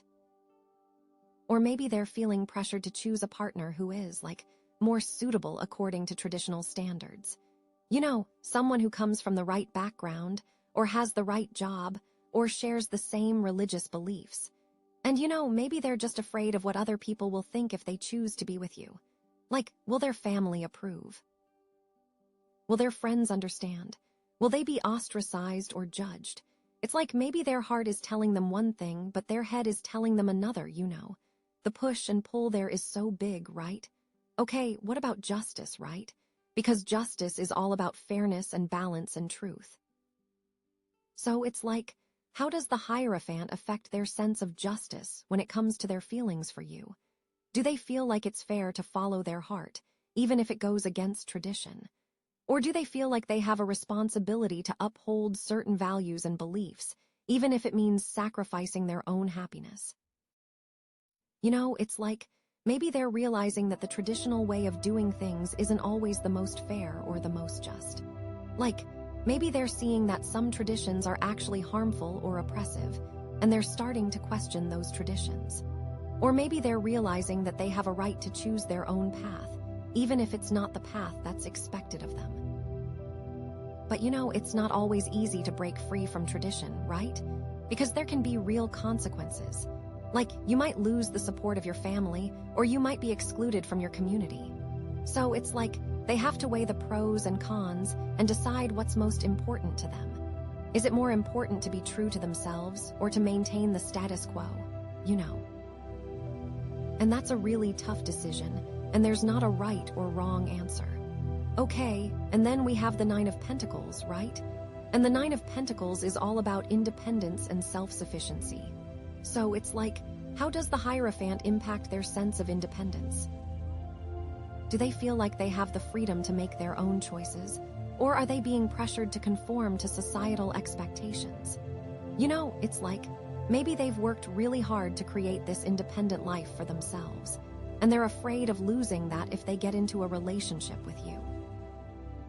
Like maybe they're afraid that they'll have to give up some of their freedom or some of their self-sufficiency. Or maybe they're afraid that they'll become too dependent on you and they'll lose their sense of self. But, the Hierophant can also represent a sense of security and stability, right? So maybe they're actually looking for a more traditional relationship, one that provides them with a sense of structure and support. Like, maybe they're tired of being independent all the time, and they're ready to settle down and build a life with someone. But, it's important to find a balance, right? Because you don't want to sacrifice your independence for the sake of a relationship, but you also don't want to be so independent that you're afraid to let anyone in. And how does this tradition play into their sense of security? Is it against all tradition for them to be with you? Or are there at least some elements of acceptance from their community? That could really impact things. And then there's the High Priestess, right? With all her mystery. And the High Priestess is all about intuition and the subconscious. So it's like, how does the Hierophant affect their intuition when it comes to their feelings for you? Are they trusting their gut feelings, or are they ignoring them because they go against what they've been taught? It's like, maybe their intuition is telling them that you're the one, but their conscious mind is telling them that it's wrong. Like, maybe they're getting these strong gut feelings about you, but they're dismissing them as just wishful thinking. Or maybe they're having these vivid dreams or these sudden flashes of insight, but they're afraid to trust them because they don't make sense logically. So it's like they're caught between their head and their heart, their logic and their intuition. And it can be really confusing, right? Because you don't know which one to trust. But the High Priestess is all about trusting your inner voice, about listening to your intuition, even when it doesn't make sense. So maybe they need to learn to quiet their mind and just listen to what their heart is telling them. Are they able to differentiate between what they truly believe versus what their parents or society ingrained in them? Is there room for them to listen to that inner voice, or has it been quieted for so long that they don't even know how to access it anymore? And then we have the Wheel of Fortune, right? Which is all about destiny and change. So it's like, how does the Hierophant influence their view of destiny when it comes to their feelings for you? Do they believe that they're destined to be with you, or do they believe that they have the power to choose their own path, regardless of what fate has in store? It's like, maybe they feel like they're being pulled in two different directions, right? Like, one direction is towards you, towards this exciting and unpredictable relationship. And the other direction is towards tradition, towards this safe and predictable life. So it's like, they have to decide which path they're going to take, right? Are they going to embrace change and trust in fate, or are they going to stick with what's familiar and comfortable? And it's not always easy to let go of control, right? Because we all want to feel like we're in charge of our own lives. But sometimes, you just have to surrender to the universe and trust that everything is happening for a reason. This pull of destiny is so strong with the wheel, but how much stronger is the influence of outside expectations from the Hierophant? And finally, temperance, right? All about balance and moderation. So it's like, how does the Hierophant affect their ability to find balance in their feelings for you? Are they able to temper their emotions and desires, or are they being swayed by external pressures and expectations? It's like, maybe they're trying to find a middle ground between their own desires and what's expected of them. Like, maybe they're trying to find a way to be with you without completely abandoning their traditions or values. Or maybe they're realizing that it's impossible to please everyone and that they just have to do what's right for them, even if it means disappointing others.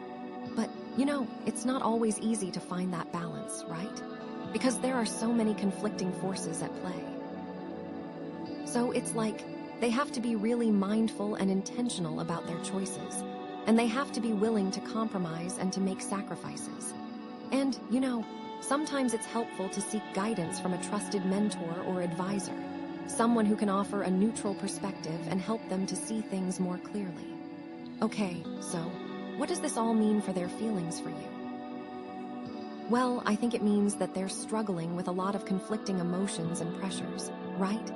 Like, they're feeling this deep emotional connection to you, but they're also feeling the weight of tradition and societal expectations. So it's like they're trying to figure out how to balance their own desires with what's expected of them. And it's not easy. It's a really tough situation. So let's think about some specific scenarios, right? Like, maybe they come from a very traditional family, and they're afraid of what their parents will think if they get into a relationship with you. Or maybe they belong to a religious community that doesn't approve of your relationship. Or maybe they're just feeling pressured to conform to societal expectations about marriage and family. And it's hard to say for sure what they're going to do. Will they break free from tradition and follow their heart? Or will they succumb to the pressure and choose a more conventional path? But, whatever they decide, it's important to remember that it's their choice. And, maybe they need to have some honest conversations with their family and friends, and to explain to them why this relationship is important to them. Or maybe they need to seek guidance from a therapist or counselor, someone who can help them to navigate these complex emotions and pressures. But ultimately, they need to do what's right for them, even if it's not what everyone else expects. Okay, so basically their deepest feelings for you right now are a mix of all these different things, right? But the Hierophant is adding this extra layer of complexity, this sense of tradition and societal expectations.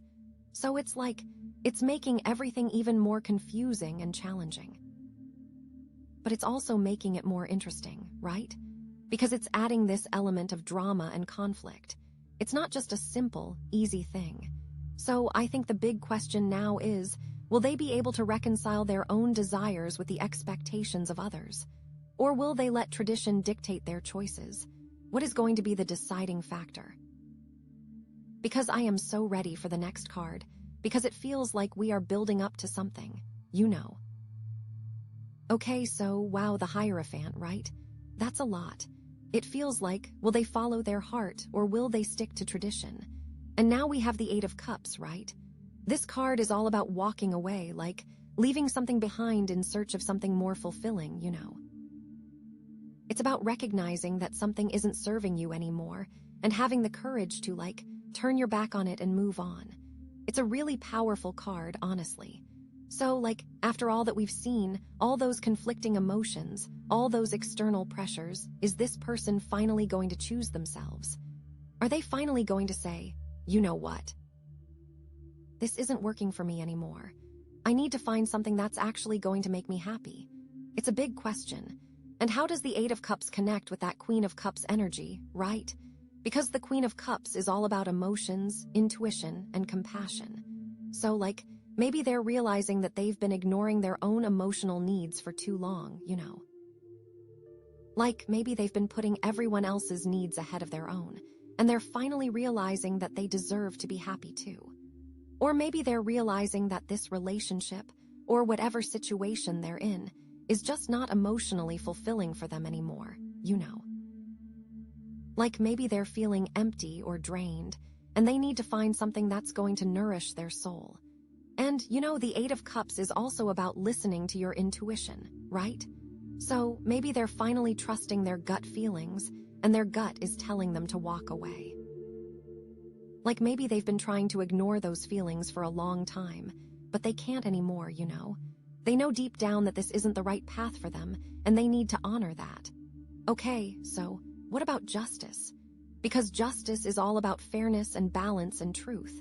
So, maybe they're realizing that this situation is just not fair to them anymore, Maybe they're giving way more than they're receiving, or maybe they're being taken advantage of in some way.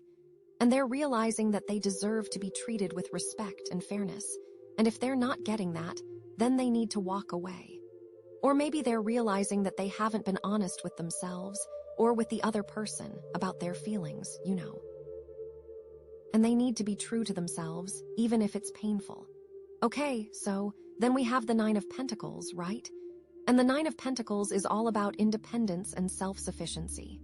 So, maybe they're realizing that they've been sacrificing their independence for the sake of this relationship or this situation, And they're realizing that they need to reclaim their freedom and their autonomy. Or maybe they're realizing that they're actually better off on their own, maybe they're happier and more fulfilled when they're not tied down to anyone or anything. The Nine of Pentacles is all about I've got this. I can handle things on my own. So maybe they're tapping into that energy and saying, you know what? I don't need this anymore. I'm strong enough to walk away. Okay, and then there's the High Priestess, right? All mysterious and intuitive.